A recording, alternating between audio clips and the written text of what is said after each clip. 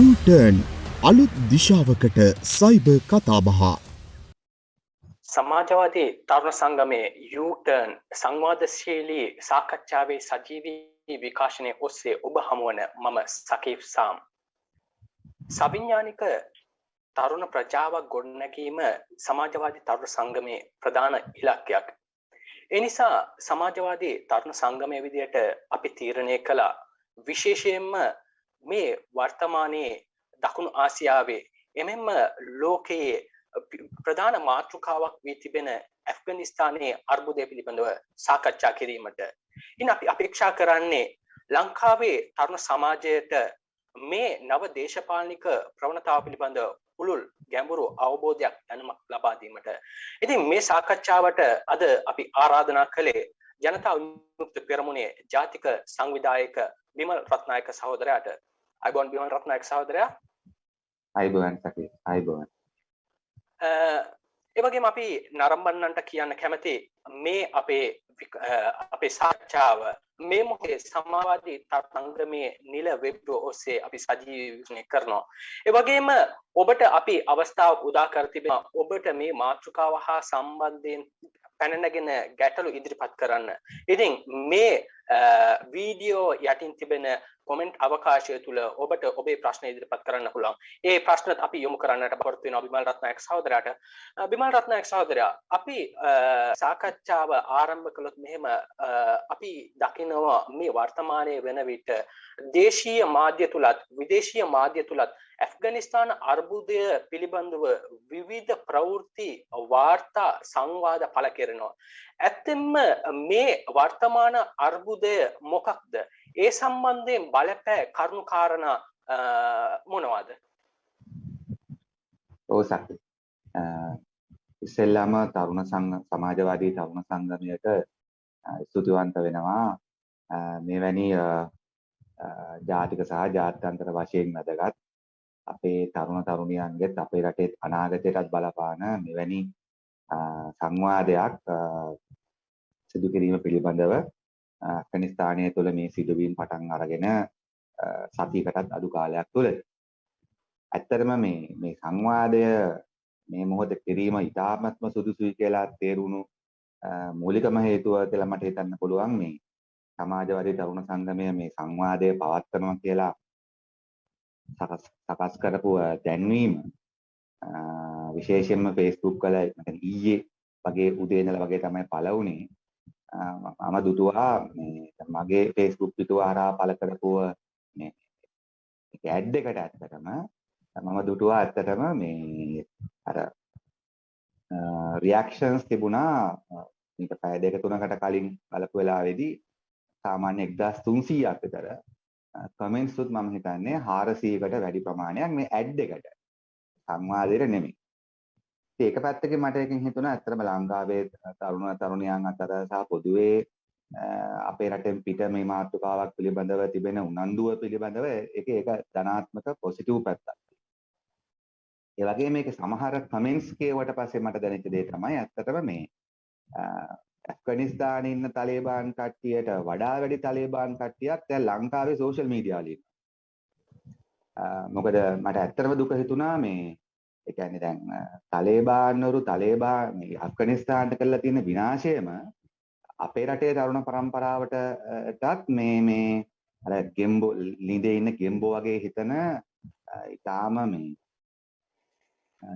මේ අර මීට අවුරුදු 200කට 500කට කලින් විදිහේ හිතන සැලකියුතු පිරිසකුත් මේ අපේ මේකත් මේ සමාජය තුළ හදලා තියෙනව නේද මේ රටේ විශේෂයෙන්ම මේ දේශපාලන ව්‍යාපෘති වලින් කියලා විශේෂයෙන්ම මේ වර්තමාන බලයේ ඉන්න රාජපක්ෂ පාලනය ගත්තොත් ඒ ලංකාවේ තරුණ පරම්පරාව තාලිබාන්කරණය ලොකු දායකත්වයක් දක්වපු කට්ටියක්.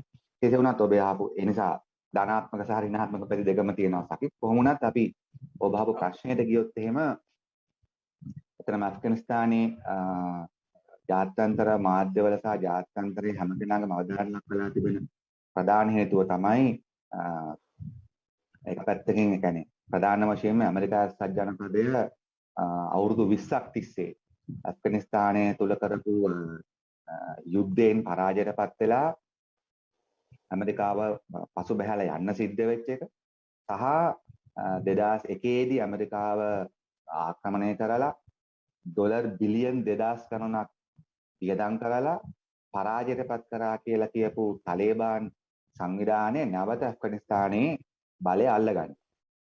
ඒතකොට ඇත්තටම ගත්තොත් ජාත්‍යන්තර වශයෙන් මේ ප්‍රවෘත්ති නිර්මාණලා තියෙන මේ සිදුවීමත් එක්ක ඒකත් එක්කම තාලිබාන් වරුන්ගේ 1996 ඉඳලා 2001 දක්වා තිබිච්ච පාලනයේ තිබිච්ච සමහර ක්‍රූරත්වය ඒකේ තිබිච්ච මේ තාම අමානුෂික ප්‍රජාතන්ත්‍ර විරෝධී ලක්ෂණත් ගැනත් මිනිස්සු බය වුණා නැවත ඇෆ්ගනිස්තාන තුළ එවැනි දේවල් ඇති වෙන්න ඉඩ තියෙනවා කියන එක.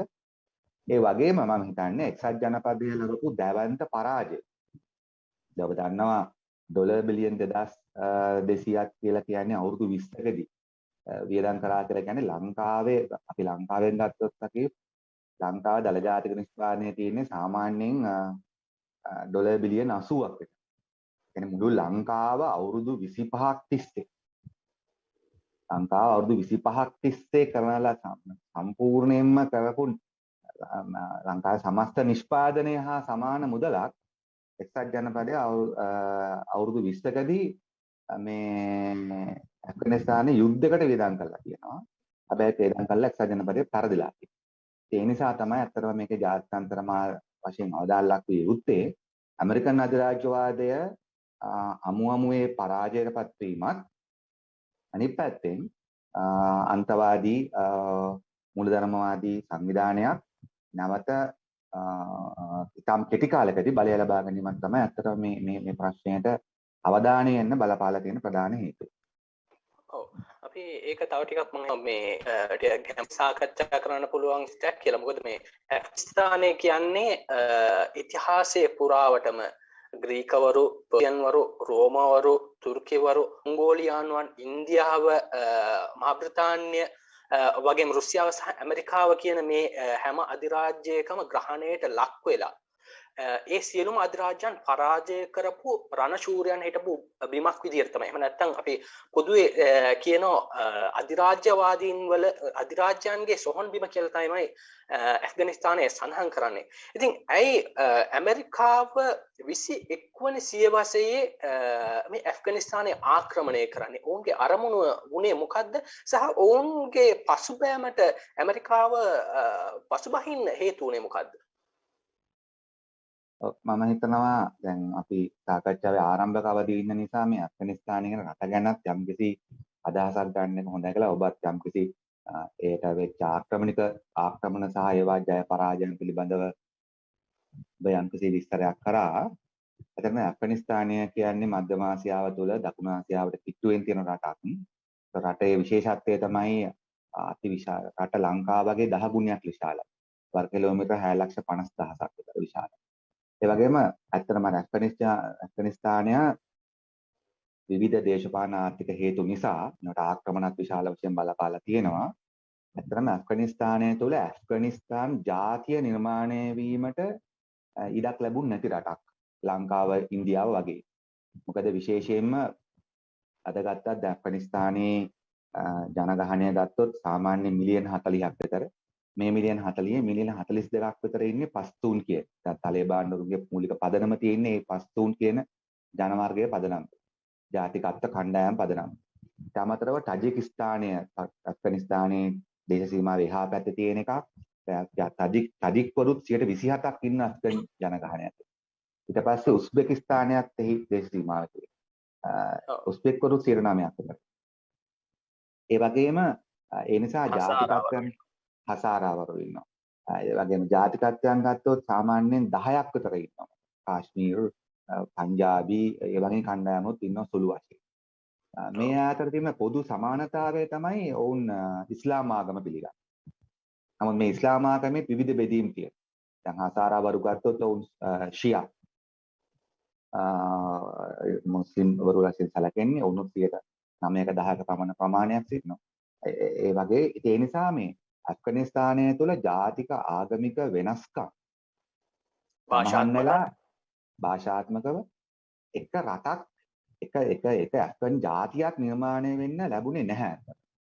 නිසා විශේෂයෙන්ම 1800 ගණන් වලින් පස්සේ මේ බ්‍රිතාන්‍ය ආක්‍රමණත් එක්ක ඇත්තටම ඇෆ්ගනිස්තානයේ කොටස්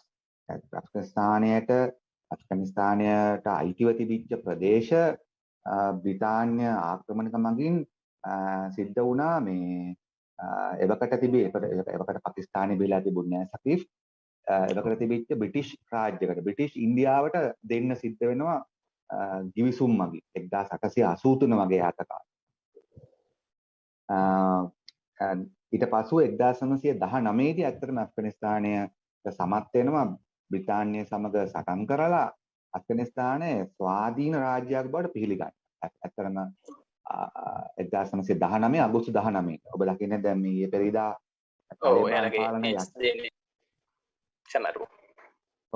ඒ කියන්නේ තාලිබාන් පාලනයෙන් පස්වෙනි දවසේ ඇෆ්ගනිස්තානය තුළ ජනතාව බය නැතුව කාබුල් නුවර පවා කාන්තාව පවා අඩි 500ක විතර ඇෆ්ගන් ඒ අර 1919 අගෝස්තු 19 නිදහස ලබාගත්ත එයින් පස්සේ හදපේ ජාතික කොඩිය ඒ දිනය පදනම් කරගෙන ඇත්තට ජාතික කොඩියම නෙමෙයි ඒ දිනය පදනම් කරගෙන ඇෆ්ගන්වරු පෙළපාලි ගියා ඒ තාලිබාන් පාලන විරුද්ධව.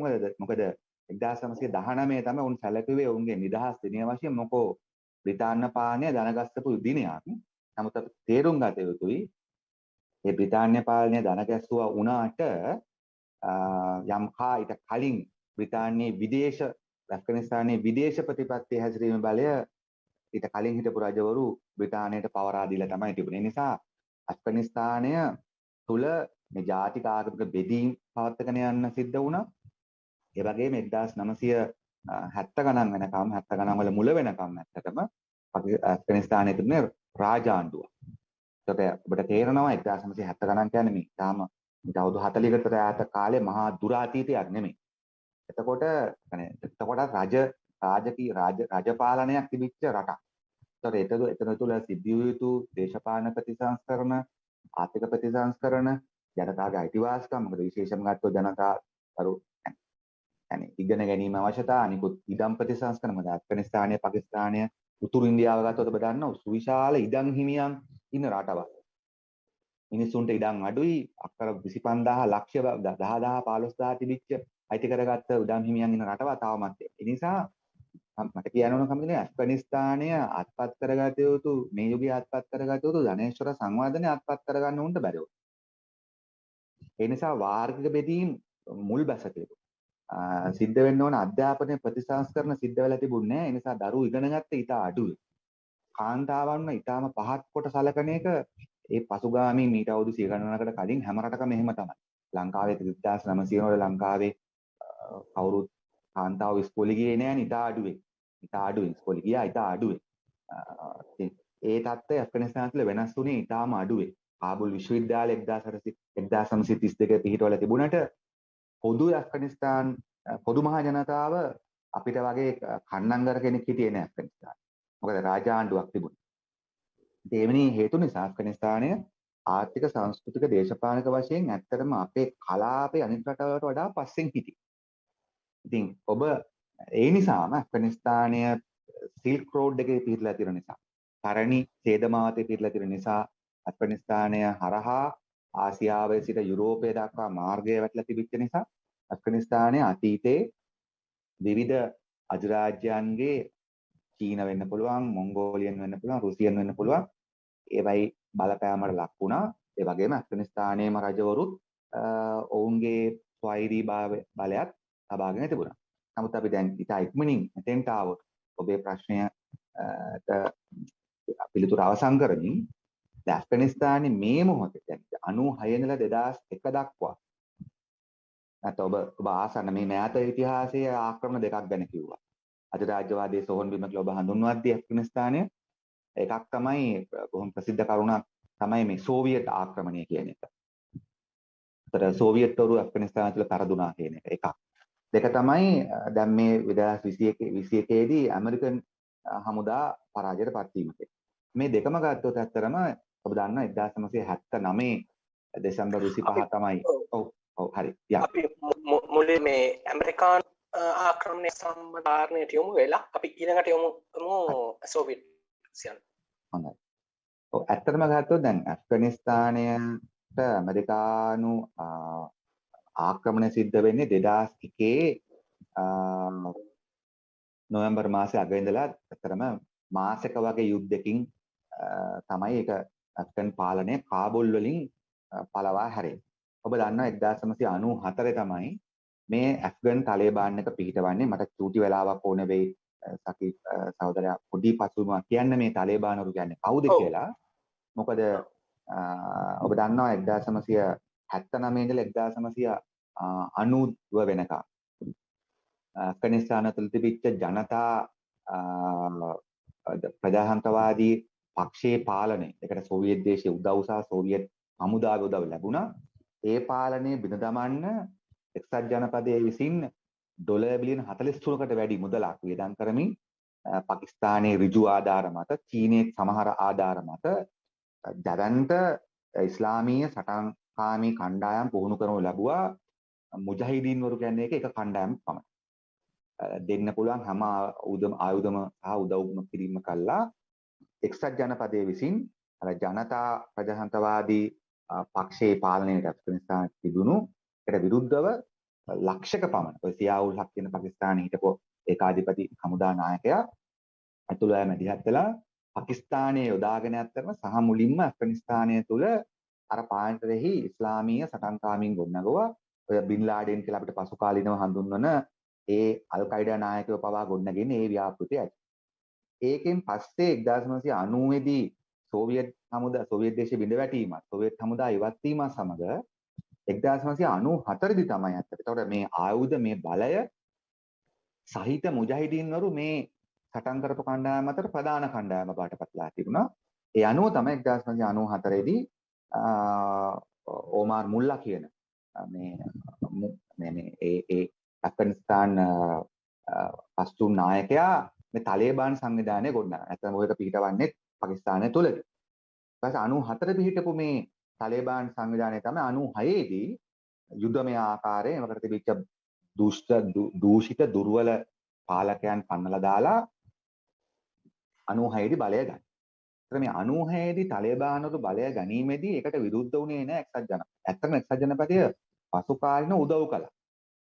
ඔබ දන්නවා කොලින් පවර් රාජ්‍ය ලේකම්වරයා 2001 සැප්තැම්බර් 11 ප්‍රහාරයට මාස කිහිපයකට කලිනුත් ඩොලර් මිලියන් 43ක් තාලිබාන් ආණ්ඩුවට 96 තාලිබාන් ආණ්ඩුවට උදව් කළා. මොකද තාලිබාන් වරුන්ව සෝවියට් ඇමරිකාව දැක්කේ ඒ වෙලාවේ ඒ මධ්‍යම ආසියාව තුළ නැත්නම් දකුණු ආසියාව තුළ චීනයට එරෙහිව යොදාගත හැකි රුසියාවට එරෙහිව යොදාගත හැකි තමන්ට හිතවත් පාලනයක් ලෙස සහ අර ඉස්ලාම ආගම යොදාගෙන නැත්නම් ලෝකේ මොන හරි ආගමක් හරි වෙන ප්‍රශ්නයක් හරි යොදාගෙන ලෝකෙට මැදිහත් වෙන්න ඇමරිකාවට හම්බ වෙච්ච හොඳ අවස්ථාවක්. ඒ නිසා 96 2000ක තාලිබාන් පාලනයට එක්සත් ජනපදයේ උපරිම උදව් කළා. මම මේ කියන්නේ අර ලෝක වෙළඳ මධ්‍යස්ථානයේ ගොඩනැගිලි දෙකට ගහන්න මාස කිහිපයකට කලිනුත් ඇමරිකානු රාජ්‍ය ලේකම්වරයාම ඩොලර් මිලියන් 40 ගණනක් තාලිබාන් සංවිධානයට දුන්නා. එහෙම තීරි තමයි අර ලෝක වෙළඳ මධ්‍යස්ථානයට පහර දීමෙන් පස්සේ තමයි ඇත්තටම එක්සත් ජනපදය මේ තාලිබාන් ඇෆ්ගනිස්තානය ආක්‍රමණය කරන්නේ. ඒකට හේතු වෙන්නේ ඇත්තටම විශේෂයෙන්ම අල් කයිඩා සංවිධානයේ නායකයෝ බින් ලාඩෙන් ඇතුළු නායකයන් මේ ඇෆ්ගනිස්තානය තුළ සැඟවී සිටිනවාය කියන පදනම තමයි එක්සත් ජනපදය එක්සත් ජාතීන්ගේ කිසිදු අනුමැතියකින් තොරව ලෝකයේ පොදු එකඟතාවකින් තොරව මේ ඇෆ්ගනිස්තානය ගැන රටට සහ මුලින්ම ගහලා එයාට කුඩුපට්ටම් කරන්න තීන්දුව කරා. ඒතර අපි හිතනවා එක්සත් ජනපදයේ අද තිබෙන දවන්ත යුද තාක්ෂණය, සැටලයිට් තාක්ෂණය මේ සියල්ල අනුව එක්සත් ජනපදය කිසිසේත්ම මේ ලෝක වෙළඳ මධ්‍යස්ථානයට පහර දීමට ඇෆ්ගනිස්තානයේ තාලිබාන්වරු සම්බන්ධයි සම්බන්ධ නැති බව මම හිතනවා එක්සත් ජනපදය පැහැදිලිව දැනගෙන හිටියා. එකම දේ මේ අල් කයිඩා සංවිධානයේ නායකයෝ ඇෆ්ගනිස්තාන සහ තාලිබාන් පාකිස්තාන් මේ දේශ සීමාව හිටීමත් තාලිබාන්වරුන්ගේ ආශිර්වාදය සහ උදව්ව අල් කයිඩයකට යම් ආකාරයෙන් තිබීමක් කියන එක සැලකිලි කරගෙන තමයි ඇත්තටම එක්සත් ජනපදය ඇෆ්ගනිස්තානයේ රටට පහර දෙන්නේ. ඉතින් ඔබේ ප්‍රශ්නේ ඉතා ඉක්මනින් තනලා ඉස්සරහට ආවොත් ඒ නිසා දැන් මෙතන එක්සත් ජනපදයේ නිසා 2001 මාස කිහිපයක් ඇතුළතදී ඇත්තටම ඇෆ්ගනිස්තානයේ තිබිච්ච තාලිබාන් පාලනය යුදමය වශයෙන් පරාජයටපත් කරා. ඊපස්සේ ඔවුන් කාබුල් නුවරින් පන්නලා ඔවුන් ඔහුගේ ප්‍රාදේශීය අර තාම ග්‍රාමීය සහ කඳුකර ප්‍රදේශ ඇෆ්ගනිස්තානයේ භූමියෙන් 80ක් විතර මවුන්ටනියස් මේ කඳුකර ඒව තුළ තමයි අෆ්ගන් මේ තාලිබාන්වරු රැඳී සිටින්නේ. කොහොම නමුත් ඔබේ ප්‍රශ්නේ ආවොත් එහෙම ඇත්තටම දැන් මේ මෑතබා මේ මෙතන ඇෆ්ගනිස්තානය තුළ එක්සත් ජනපද හමුදා එක්සත් ජනපදයේ පරාජයටපත් වීම අපි තේරුම් ගන්න තියෙන්නේ දේශපාලනික වශයෙන්. එක්සත් ජනපදයේ අවුරුදු 20ක යුද්ධයක් කළා, ඩොලර් බිලියන් 2200ක් වියදම් කළා, මිනිස්සු ලක්ෂ ගණන් මැරුණා ඇමරිකානු සෙබළුන් 2000 කරනක් ඇතුළුව. නමුත් අපි කියන්න ඕන නිසා එක්සත් ජනපදයේ දිගු කාලීන දේශපාලන පරාජයක් ලැබලා තියෙන එක්සත් ජනපද අධිරාජ්‍යය. ඒ කියන්නේ ආක්‍රමණිකයන්ට දිනන්න බෑ. ඔබ කිව්ව විදිය ගත්තොත් අපි හරි පැහැදිලි ආක්‍රමණිකයන්ට දිනන්න බෑ. ඒක අවුරුද්දකින් හෝ දෙකකින් හෝ 10කින් හෝ පරදින. ඒක තමයි මේ ඇෆ්ගනිස්තානයේ තියෙන එක පණිවිඩයක්. හැබැයි අනිත් පැත්තෙන් ගත්තොත් දැන් මේ ජයග්‍රහණය තාලිබාන්වරු ලබා ගත්තේ කොහොමද? ගත්තොත් ඇත්තටම තාලිබාන් සංවිධානය කියන්නේ අර පැහැදිලිවම ගත්තොත් ඒක අපිට පැහැදිලිව කියන්න තොරතුරු තොරතුරු තිබෙනවා. ඒක පාකිස්තාන් හමුදාවේ දැවැන්ත උදව් මත සරලව ගත්තොත් පාකිස්තාන් හමුදාවේ මැදිහත් වීමෙන් තොරව තාලිබාන් වලට කාබුල් නුවරට තියා ඒක ප්‍රාන්තික බලයවත් ගන්න අමාරුයි. නිසා පැහැදිලිව මේ යුදමය වශයෙන් තාලිබාන් වරු මේ ජයග්‍රහණය ලබා ගැනීම පිටිපස්සේ නම් පැහැදිලිවම අපිට පේන තියෙනවා ඒක පාකිස්තාන් හමුදාවේ සහ පාකිස්තානයේ දේශපාලන ආධාර මත තමයි මේක වෙන්නේ. මොකද දැන් තාලිබාන් ආණ්ඩුවේ ප්‍රධාන නායකයෝ 3 දෙනාම සංගවී සිටියේ වැඩි කාලයක් පාකිස්තාන තුළ. මම අවසන් කරන්නම් තත්පර 10කින්. ඔබ දන්නවා 2020 ජනවාරි මාසයේ දෝහාවලදී කටාරවලදී මේ තාලිබාන්වරු සහ හිටපු ජනාධිපති ට්‍රම්ප් ඇමරිකාව අතර ගිවිසුමක් අත්සන් කළා. ඒ ගිවිසුම අත්සන් කරන්න සම්බන්ධ වුණා බරදාත් කියන තාලිබාන් ආණ්ඩුවේ දැන ප්‍රධානම නායකයෙක්. ඔහු හිටියේ පාකිස්තාන් සිරගෙදර. ඉතින් ඇමරිකාව දැඩි බලපෑම් කළා ඇත්තටම මේ ඒ තාලිබාන් නායකයා පාකිස්තාන හිරගෙදර හිටපු කෙනාව නිදහස් කරන්න කියලා දෝහාවලට ඒ සාකච්ඡාවට සම්බන්ධ. ඒ නිසා ඇත්තටම ගත්තොත් මේකේ මේ අභ්‍යන්තර දේශපාලන කරුණු ප්‍රමාණිකුත් තිබුණා. නිශ්චිතව ගත්තොත් මේ මොහොතේ තාලිබාන් යුදමය ජයග්‍රහණය නම් ඒක මහා පරිමාණ අෆ්ගන් ජනතාවගේ සහභාගීත්වයකට වඩා පැහැදිලිව ගත්තොත් මේ පාකිස්තාන් හමුදාවේ උදව් මත සිද්ධ වෙච්ච දෙයක් විදිහට තමයි අපිට පේන්නේ. එතකොට මේ ඊළඟට යමු අදාළ ප්‍රශ්නෙත් ඒකම තමයි උත්පත් කිව්වා මේ ඇෆ්ගනිස්තානයේ තුල ඇමරිකාව ආසන්න වශයෙන් ලක්ෂයක හමුදාවක් ඇමරිකානු සහ නේටෝ හමුදාවක් ඔවුන් ස්ථාපිත කරනවා. ඊට පස්සේ විශාල ධනස්කන්ධයක් ඔවුන් වියදම් කළා. එහෙම කරලා 2021 දී ඔවුන් තමන්ගේ හමුදාවන් සියල්ලම ඉවත් කරගෙන ඔවුන් ඇෆ්ගනිස්තානයේ අතහැරලා යනවා. මේකට විශාල දේශපාලනික කාරණා තිබුණා. ඔබ ආසන්න හේතුන් කීපයක් ඉදිරිපත් කළා. පාකිස්තාන සහ තාලිබාන් සහ ඇමරිකාව අතර තිබුණ ඒ ගිවිසුම් පිළිබඳව. ඊට එහා ගිය මේ දේශපාලනික කාරණාව අපි ගැඹුරින් ටිකක් ඊට වඩා විග්‍රහ කළොත් කොහොමද? ඔව් සගේ සහෝදරයා. ඇත්තටම ගත්තොත් දැන් ඇෆ්ගනිස්තානය සහ ජනතාව ඇත්තටම සුවිශාල විනාශයකට විවිධාකාර අධිරාජ්‍යවාදී සහ ආක්‍රමණික බලවේග වලට යටත් වෙලා තිබෙන රටක්. ඒ සුවිශාල විනාශයන්ට මේ රටේ ජනතාව ලක් කළා. එතකොට දැන් ඇෆ්ගනිස්තානය 2001 දී ඇමරිකාව ආක්‍රමණය කරන්නේ එකක් බින් ලාඩෙන් ඇතුළු අල් කයිඩා සංවිධානයේ නායකයන් ඇෆ්ගනිස්තාන තුළ සැඟවී සිටිනවා කියන කාරණය පදනම් කරන් එක එකක්.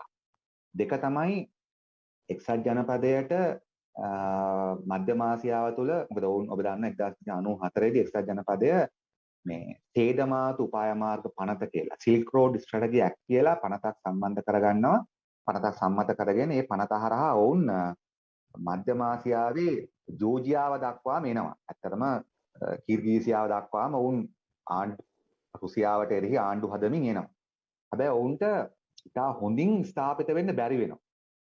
ඒකට ඒ නිසා ඔවුන්ට මධ්‍යම ආසියාව තුළ තිබිච්ච දේශපාලන උමනාවත් එක්ක ඇෆ්ගනිස්තාන තුළ මේ සිද්ධ වෙච්ච දේවල් ඔවුන්ට ප්‍රයෝජනවත් වෙන නිසා 96 දී තාලිබාන්වරු බලය ගන්නකොට එක්සත් ජනපදයේ මම අර මුලින් කිව්වාගේ එක්සත් ජනපදයේ දැක්කේ තමන්ගේ වැඩේ කරලා දෙන්න කට්ටියක් ආණ්ඩුව ගත්තා කියලා. ඒ නිසා තමයි ඇෆ්ගන් 96 ඉඳලා 2000 තිබිච්ච ආණ්ඩුවට ඇමරිකාව උදව් කරා. යුද්ධමය වශයෙන් පිළිගන්නේ නැහැ. 96 ඉඳලා 2000ක දක්වා තිබිච්ච ඇෆ්ගන් ආණ්ඩුව රාජතාන්ත්‍රික වශයෙන් පිළිගත්තේ සෞදි අරාබියත් එක්සත් අරාබි එමිරාජ්‍ය නැත්නම් ඩුබායි සහ පාකිස්තානයේ පමණයි. නමුත් ඇමරිකාව නිල වශයෙන් පිළිගත්තට කරන්න තියෙන අනිත් හැම උදව්වම කළා. මොකද උන් හිතුවා තාලිබාන් වල පාවිච්චි කළේ චීනට සහ රුසියාවට විරුද්ධව පාවිච්චි කරගන්න. ඉතින් දැන් ඔබ අහුව දැන් මෙච්චර ඒ නිසා 2001 දී ඒ නිසා නැවත මේ ඇෆ්ගනිස්තානයේ තුලට ඇමරිකාව එන්නේ අර ඉරාකේවත්. ඔබ දන්නවා ඉරාකයට ආයුධ දීලා උදව් කරලා සදාම් හුසේන් කෙනෙක්ව ඒකාධිපතිය බවට පත් කළා ඉරානයට එරෙහිව මෙහෙව්වේ එක්සත් ජනපදයේම තමයි. ඉරාන ඉරාක යුද්ධය හැදුවේ එක්සත් ජනපද.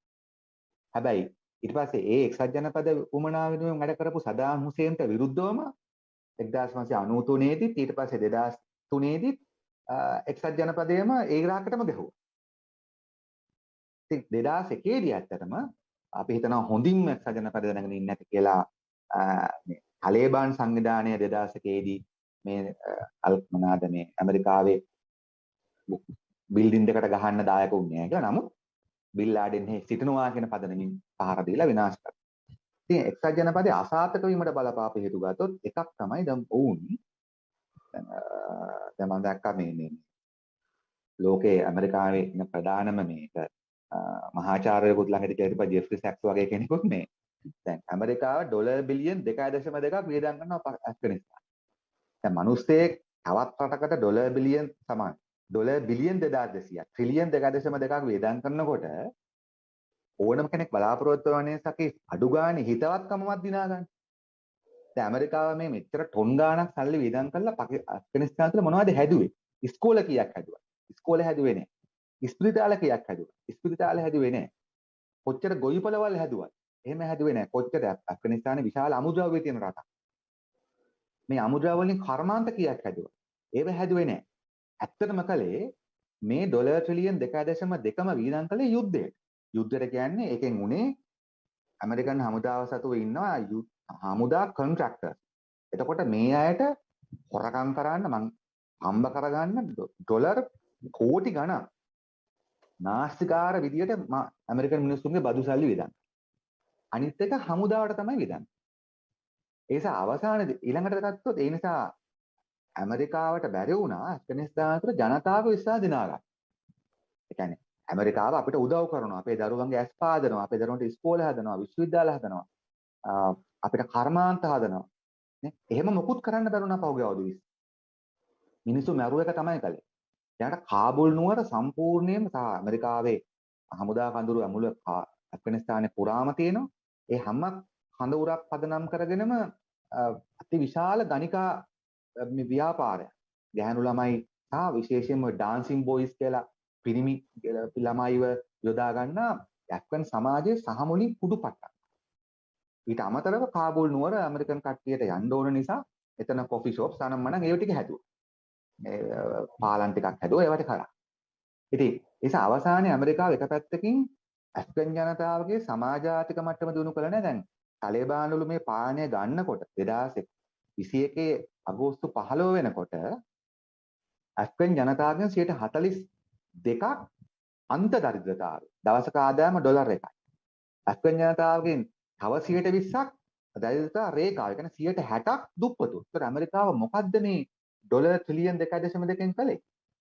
එක පැත්තකින් ඕන්ට බැරි වුණා ජනතාවට සමාජ ආර්ථික සංවර්ධනයක්. දෙක තමයි ඇමරිකාවට බැරි වුණා මෙතරම් උදව් කරලා මෙතරම් ලොකු යුද ශක්තියක් බෙදලා ඔබ කිව්වා. ඇෆ්ගනිස්තාන තුල මේ ඇමරිකාවට හිතවත් නමුත් ඇෆ්ගනිස්තාන ජනතාවගේ ඇෆ්ගන් ජනතාවගේ විශ්වාස දිනාගත්තු දේශපාලන ව්‍යාපාරයක් එතන ස්ථාපිත කරා. ඒ නිසා තමයි ඇත්තටම ඔය ගානේ කියලා පලා ගියපු ජනාධිපතිවරයා ආරංචි නෝ මුදලු කරන් ගියා ආදී වශයෙන් මේ අවසානට ආපු ජනාධිපතිවරයාගේ බලය තිබුණේ ඇත්තටම කාබුල් නුවර විතරයි. ඔහුට දේශපාලන ව්‍යාපාරයක් ඔහු මත පදනම් වෙත ජනතා සංවිධානයක් තිබුණේ නැහැ. ඒක ඇත්තටම ගත්තොත් රූකඩ පාලනයක් 100%ක. ඉතින් ඒ නිසා ඇමරිකාව ගත්තම එක පැත්තකින් ඇෆ්ගනිස්තානය තුල දේශපාලන වශයෙන් අසාර්ථකයි. ඒගොල්ලන් අධිරාජ්‍යවාදී ව්‍යාපෘති අසාර්ථකලා. දැන් තාලිබාන්ලු දිනලා දැන් මේක වාසි කියලා තිනවා චීනට සහ රුසියාවට. ඇත්තටම. අනිත් පැත්තෙන් ගත්තොත් ඇමරිකාව තමන්ගේ මිනිසුගේ බදු සල්ලි ඩොලර් බිලියන් 2200ක් වේදම් කළා අටු ගානේ අපි මෙන්න මේ ඉස්කෝලේ හැදුවා මෙන්න මේ විශ්වවිද්‍යාල හැදුවා කියලා පෙන්වන දෙයක් නැතිලා. දැන් සෝවියට් වරුන්ට මොන වුණත් මට මතන්න පුළුවන් මේ හා සමානවම 1970 ගණන් වලින් පස්සේ සෝවියට් හාණ්ඩුවේ සහාය ලැබිච්ච මහමුද් තාරිකීලාගේ පාලනයක් එහෙම තිබුණා. ඒ කාලේ සංසන්දනය කරනකොට ඇමරිකානු පාලනයත් එක්ක සාධනීය ලක්ෂණ තිබුණයි කියලා වීඩියෝ පට සහ ඡායාරූප සමාජ මාධ්‍යයේ සැරිසරන අපි දැක්කා. ඒ මොනවද ඒ කාලේ තිබුණ විශේෂ ලක්ෂණ? ඒ කියන්නේ ඇමරිකානු පාලනය හා සංසන්දනය කරනකොට සෝවියට් හිතවාදී පාලනය තුල ඇෆ්ගනිස්තානය තුල තිබුණේ. ඔය සැකෙන් මම අර පොඩ්ඩක් තව අවසන් කරන්න විනාඩියක් තරම් ඒ නිසා ඇමරිකාව එක පැත්තකින් ඇමරිකාව ඇත්තටම ඇෆ්ගනිස්තානට පරදලා තියෙන්නේ පැති තුනකින්ම පරදලා තියෙනවා. ඔවුන් ජනතාව දිනාගෙන නැහැ එක. දෙක ඔවුන්ට උතරම් ඇමරිකාව ගැන කියන්නේ තාම දක්ෂ මහා රාජ්‍යතාන්ත්‍රික දැනුම තියෙන මහා දේශපාලන වශයෙන් සූක්ෂම නිකන් මහා දැවැන්ත හැකියාවක් දේශපාලන හැකියාවක් තියෙන රාජ්‍යයක් වශයෙන් මේ ඇමරිකාව ගැන ගොඩක් අය හිතන්නේ. දැන් ඇමරිකාව අපිටත් උපදෙස් දෙනවනේ නේද? අපේ පාලකයන්ගේ පිස්සුවට මොනවා තිබුණත් අපේ පාලකයන්ටත් ඇමරිකාව උපදෙස් දෙන්නේ නැහැ. ලොකු අයියා වගේ. හැබැයි අපි අහන්නේ 1,30,000ක ඇමරිකන් හමුදාවක් තියාගෙන අවුරුදු 20ක් කරලා අඩු ගානේ මේ පැනලා යනකොට කොඩියක් පනන්න මිනිහෙක් නැති ජනාධිපති කෙනෙක් ඇමරිකාව හදලා තියෙන්නේ. නේ? පැනලා යනකොට කොඩියක් පනන්න මිනිහෙක් නැහැ. නේද? ඒක ඒ නිසා දේශපාලන වශයෙන්ුත් අසාර්ථකයි. ඊට පස්සේ යුද්ධමය වශයෙන්ුත් අසාර්ථකයි. නේ? ඒතකොට ඒ නිසා අවසානලා තියෙන්නේ අර මම දැක්කා එක ට්විටර් පණිවිඩයක් ලෝකෙ මේ එයා කියලා තිබුණේ ඔබට මොනවා හරි හිතුනොත් ඔබ කරපු හැම දෙයක්ම අපරාධ කියලා. ඒකෙන් ඔබ කලකිරෙන්න එපා. මොකද කලකිරෙනවා නම් මෙන්න මේක මතක් කරගන්න මොකද්ද? ඇමරිකාව 2001 හිටපු තාලිබාන් පාලනය අයින් කරන්න අවුරුදු 20ක් කාලය යොදවලා ඩොලර් ට්‍රිලියන් 2.2ක් වේදම් කළා. නැවත තාලිබාන් පාලනයම ගෙනන් තියෙනවා. එච්චර යූස්ලස් දෙයක් ලෝකෙ වෙලා නැහැ. ඒ නිසා ඔබ යූස්ලස් කියලා හිතන්න එපා. ඒ නිසා ඇමරිකාව සහ මුලින්ම මෙතන අසාර්ථක වෙලා තියෙනවා. පැහැදිලි. යුද්ධමය, දේශපාලනික, ආර්ථික වශයෙන් සහය මතවාදය. ඒ නිසා අපි තේරුම් ගන්න ඕන රූකඩ පාලකයෝ නේ ආක්‍රමණිකයෝ අසාර්ථක. ඔබ ගත්තොත් අද මේක සම්බන්ධ කරොත් පලස්තීනය නේ අපි දකිනවා ඊශ්‍රායලය අද බලහත්කාරයෙන් ඇමරිකන් උදව් මත අල්ලන් ඉන්නවා. ඕකම තමයි අවුරුදු 5කින් හරි 10කින් හරි වෙන්නේ ඊශ්‍රායලය. ඒ නිසා ආක්‍රමණිකයන් සාර්ථක වෙන්නේ නැහැ. දැන් ඔබ ඇහුවා මේක සෝවියට් හිතවාදී පාලනයත් එක්ක සංසන්දනය කරොත් මොකද? ඇත්තටම සෝවියට් දේශය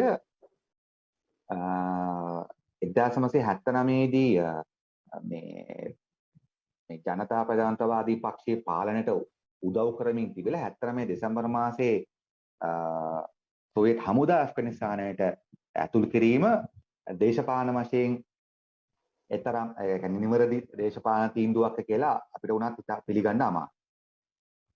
නමුත් අපි දන්නවා ඇෆ්ගනිස්තානය තුළ මේ ජනතා ප්‍රජාතන්ත්‍රවාදී පක්ෂයේ පාලනයට විරුද්ධව ඒක ආරම්භයේ සිටම පාකිස්තානය එක්සත් ජනපදය ඒ වගේම ඇෆ්ගනිස්තාන තුළ ඉන්න ඉතාම පාරම්පරික සහ ඉතාම මූලධර්මවාදී ගතානුගතික අදහස් තියෙන කණ්ඩායම් දිගටම අර කාන්තා නිදහස ඒ කියන්නේ ඇත්තටම ඉස්ලාම ආගමේ තිබිච්ච ඉගැන්වීම් ඉතාම විකෘති සාගත ලෙස යොදාගත්තු තමන්ගේ තිබිච්ච ග්‍රාමීය අර බලය ඔබ බැලුවොත් පාකිස්තානය සහ ඇෆ්ගනිස්තාන අද තුනත් සුවිශාල රදලාකාරයේ බලයක් තබාගෙන යනවා.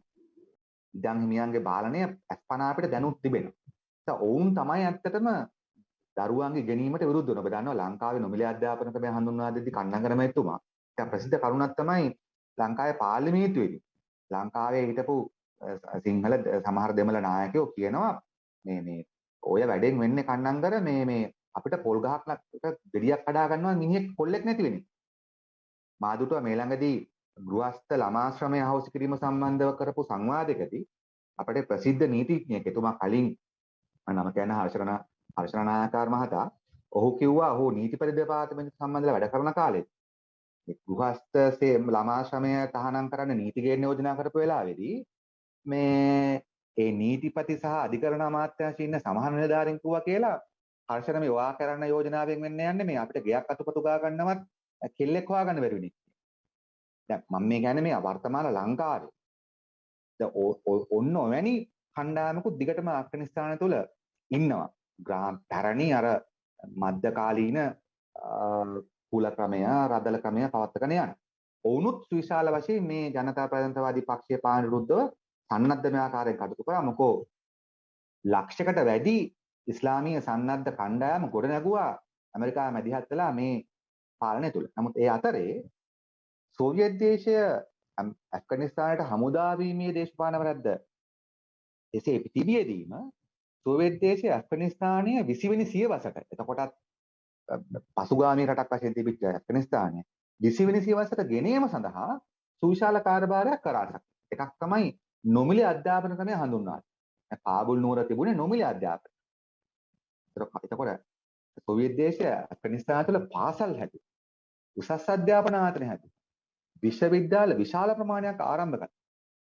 රෝහල් විශාල ප්‍රමාණයක් ආරම්භ කරා. නොමිලේ සෞඛ්‍ය සේවය හඳුන්වනවා. ඔබට මම කියනවා නම් ගුරුවරු දහස් ගණන් පුරුදු පුහුණු කළා.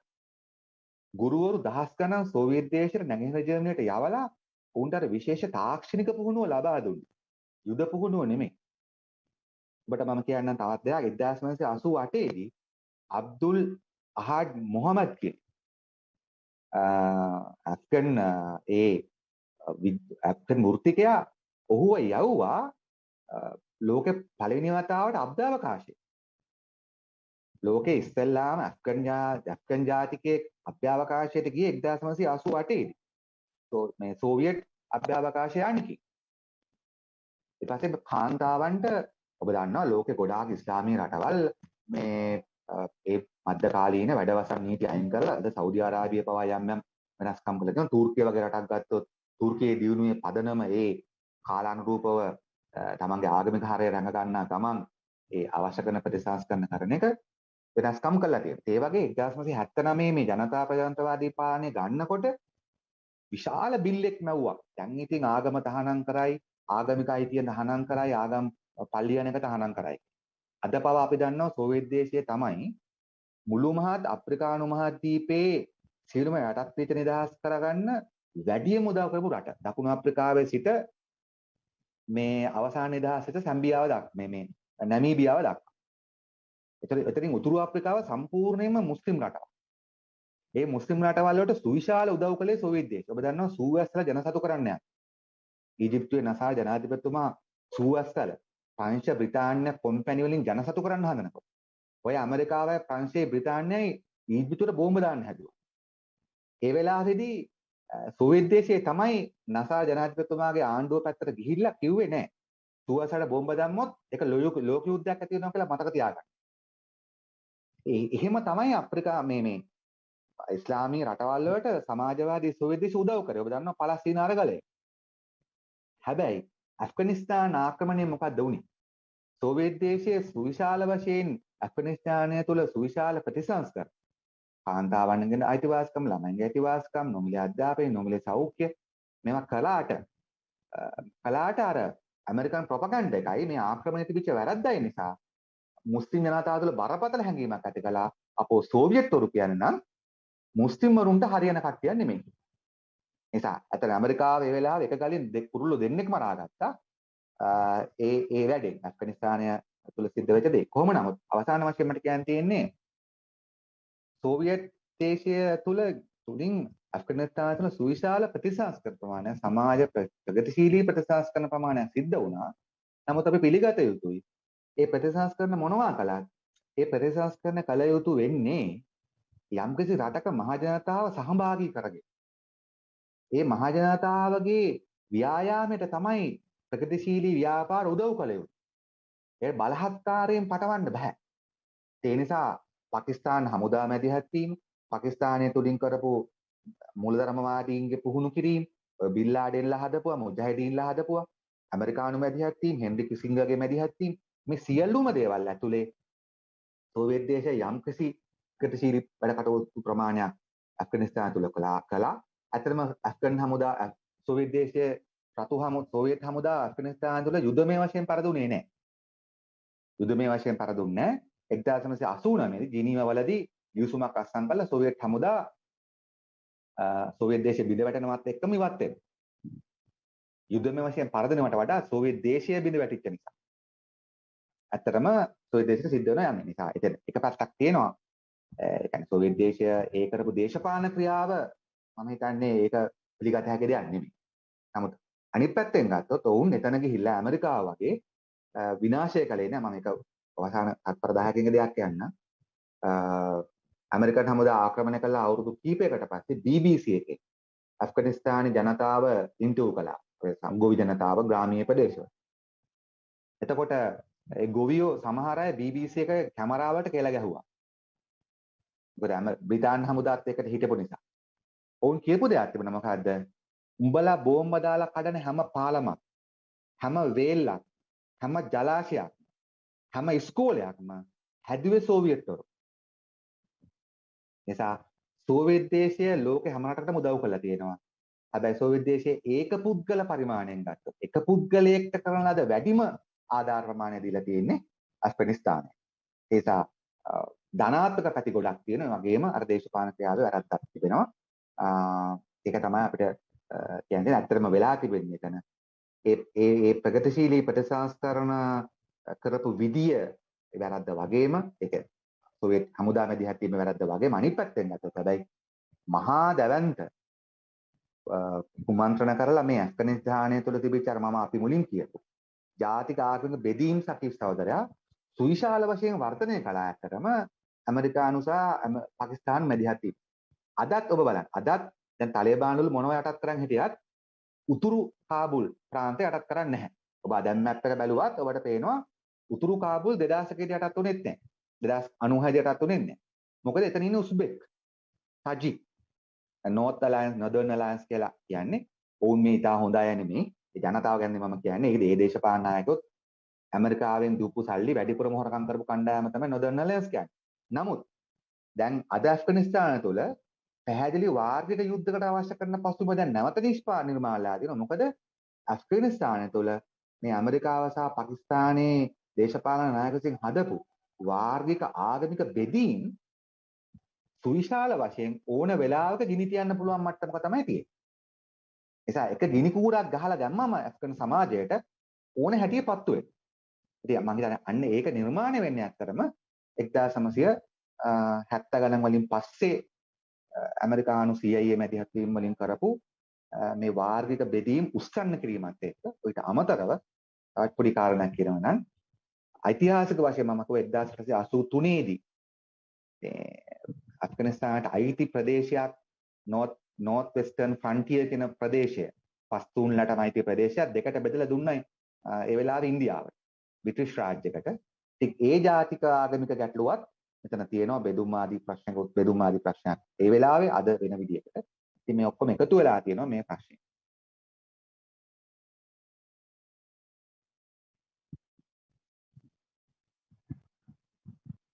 මම හිතන්නේ මයික්‍රොෆෝනය මේ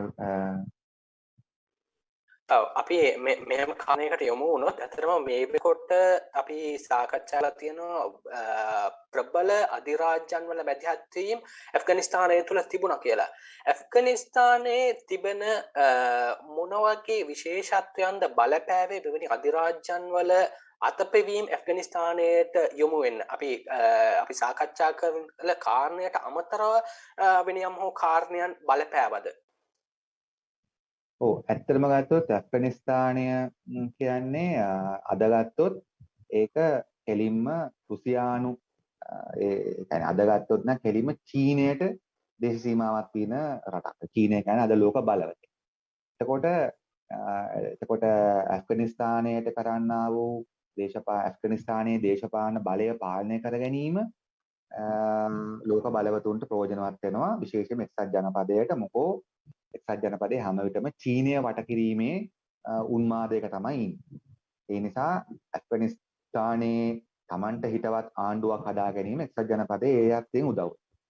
දෙවෙනි එක ගත්තොත් එහෙම 1970 ගණන් වලදී නම් ඇෆ්ගනිස්තානයේ තිබුණේ චීන බෝඩර් එකේ වගේම සෝවියට් බෝඩර් එකේ. මොකද උස්බෙකිස්තාන්, ටර්ක්මේනිස්තාන්, තාජිකිස්තාන් ගත්තොත් ඒවා එවකට සමාජවාදී සෝවියට් සමූහාණ්ඩු සංගමේ රටවල්.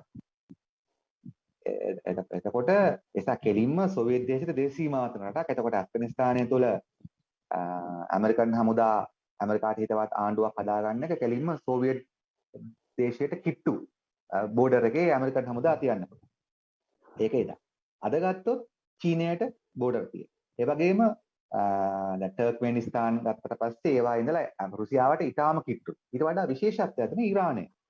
ඔබ දන්නවා මැද පෙරදිග කලාවේ ඉතා ප්‍රබල ෆයිරී රාජ්‍යයක් තමයි ඉරානය කියන්නේ. ඉරානයේ තිබෙනා වූ යම් යම් මූලධර්මවාදී පාලන ලක්ෂණ ගැන අපිට එකඟතාවයක් නැති වුණත් ඉරානය එක්සත් ජනපද අධිරාජ්‍යවාදයට යට නොවි තමන්ගේ සෛරී දේශපාලන බලය රැක ගන්න උත්සාහ කරන රටක්.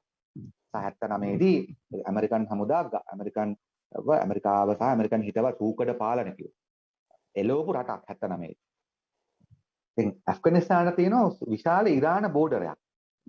ඉරාන දේශ සීමාව. ඒ නිසා ඇෆ්ගනිස්තානයට ඇමරිකන් හමුදා මැදිහත් වීම කියලා කියන්නේ ඉන්නවා කියලා කියන්නේ ඉරාන දේශ සීමාව ඇමරිකන් හමුදා ඉන්නවා. ඒ නිසා ඇත්තටම ඇෆ්ගනිස්තානය මම දැන් ඇෆ්ගන් කවියෙක් මට ඔහුගේ ඇත්තට මතක නැහැ නම තාම විශිෂ්ට සුවිශේෂී ඇෆ්ගන් කවියෙක්. ඇත්තටම එක ගත්තොත් එහෙම හරිම ඛේදවාචකයක් සක්. ඔබ දන්නවා අපේ රටේ යුද්ධ දින කාලේ සමහර විශේෂයෙන් බටහිර අය සාමාන්‍ය ජනතාව පවා අපේ ලංකාව වාර්තා වුණේ යුද්ධ තියෙන රටක් විදියටනේ. ඒතර බටහිර ඉන්න සාමාන්‍ය ජනතාව උනත් හිතාගෙන හිටියේ ලංකාව කියන්නේ මේ ලංකාව ලස්සන මුදුවරලක් තියෙන, ලස්සන කඳු තියෙන, දිය ඇලි තියෙන, දරුවෝ ඉගෙන ගන්න, හොඳට ක්‍රිකට් ක්‍රීඩා කරන, හොඳ තේ තියෙන, මේ මල් පිපෙන ඉරපායන රටක් විදියට නෙමෙයි. ලංකාව ලෝකේ බටහිර ලෝකේ රටවල් වල මිනිසුන් ඔළුවේ තිබුණේ යුද්ධේ. දැන් ඔබට පලස්තීන කිව්වට පස්සේ මතක් වෙන්නේ මොකක්ද? නේ? ලංකාවේ ඕන කෙනෙක්ට පලස්තීන කියලා මතක් වෙන්නේ මේ ලෝකේ තියෙන රසම රටින්දි හැදෙන නේ ලස්සන මිනිස්සු ගැහැණු ඉන්න නේද? එහෙම රට මල් පිපෙන ඉර පහයන එහෙම රටක් කියලා නෙමෙයි යුද්ධේ. දැන් ඇෆ්ගනිස්තානය ගැනත් අද අපිට තියෙන එහෙම එකක් නේ හදලා තියෙන්නේ. ඇෆ්ගනිස්තානය කියලා පෙන්වන්නේ යුද්ධ විතර. නමුත් අති සුවිශේෂී උගතුන් කලාකරුවන් මේ රට තුළ නිර්මාණය කළ තිබේ. ඒක කවියෙක් ඇෆ්ගන් කවියෙක් මට උගේ නම මතක වුණා. ඌ ඉතා මනරම් කවියක් තියෙනවා. ඇෆ්ගනිස්තානය තමයි ආසියාවේ හදවත කියන්නේ. මොකද ආසියාව කනෙක්ට් කරන්නේ ආසියාව කනෙක්ට් කරන්නේ ඇෆ්ගනිස්තාන. ඒ නිසා ආසියාවේ හදවත දුර්වල වුණොත් ඇෆ්ගනිස්තාන දුර්වල වුණොත් ආසියාවම දුර්වල වෙනවා. ඒ නිසා ඔබට පේනවා ආසියාව තියෙන්නේ ඇෆ්ගනිස්තාන තියෙන්නේ ඇත්තටම මේ යුරෝපය කියන්නේ මධ්‍යම ආසියාවේ තාම පැහැදිලි තමයි. ඒ නිසා මෙතන මේ ඇෆ්ගනිස්තානය තුළ දේශපාලන බලය හොබවා ගන්න ඕනම රටකට විශේෂත්වයක් තියෙනවා. විශේෂයෙන්ම දැන් එක්සත් ජනපදයේ වගේ ලෝකේ හැමතරම හමුදා කඳුරු පිහිටවන්න උත්සාහ කරන ලෝකේ මුළු ග්‍රහලෝකේ පුරාම හමුදා කඳුරු තියන්නේ එකම රට එක්සත් ජනපදයේ. එතෙන්ද ඒගොල්ලන්ට ඇෆ්ගනිස්තානේ වැදගත්. ඒ වගේම ඊට අමතරව මම දන්න තරමේ ඇෆ්ගනිස්තාන තුළ භාවිතයට නොගත් සුවිශාල අමුද්‍රව්‍ය තියෙනවා. කඳුකර රටක් නිසාම සුවිශාල දේවල් තියෙනවා. මොකෝ ඒවා ගවේෂණය කළා නැහැ. මොකද පහුගිය අවුරුදු 40 ඇෆ්ගනිස්තානයේ යුද්ධයක් තියෙන්නේ. ඒ නිසා ඒකේ ප්‍රයෝජනය තියෙනවාද චීනයට. ඒ වගේම චීනය ඔබ දන්නවා ඒගොල්ලන්ගේ තියෙනවා Belt and Road Initiative කියලා BRI කියලා විශාල යටිතල පාස්කම් ව්‍යාපෘතියක් චීනයේ සිට යුරෝපය දක්වා පාරවල් බිල්ඩින් පාලම් විදුලි බලාගාර මේවා ඉදිකරන මහා දැවැන්ත ව්‍යාපෘතියක්. ඒතර මේ ව්‍යාපෘතියේ චීන දේශපාලනයක් තියෙනව නෑ නෙමෙයි.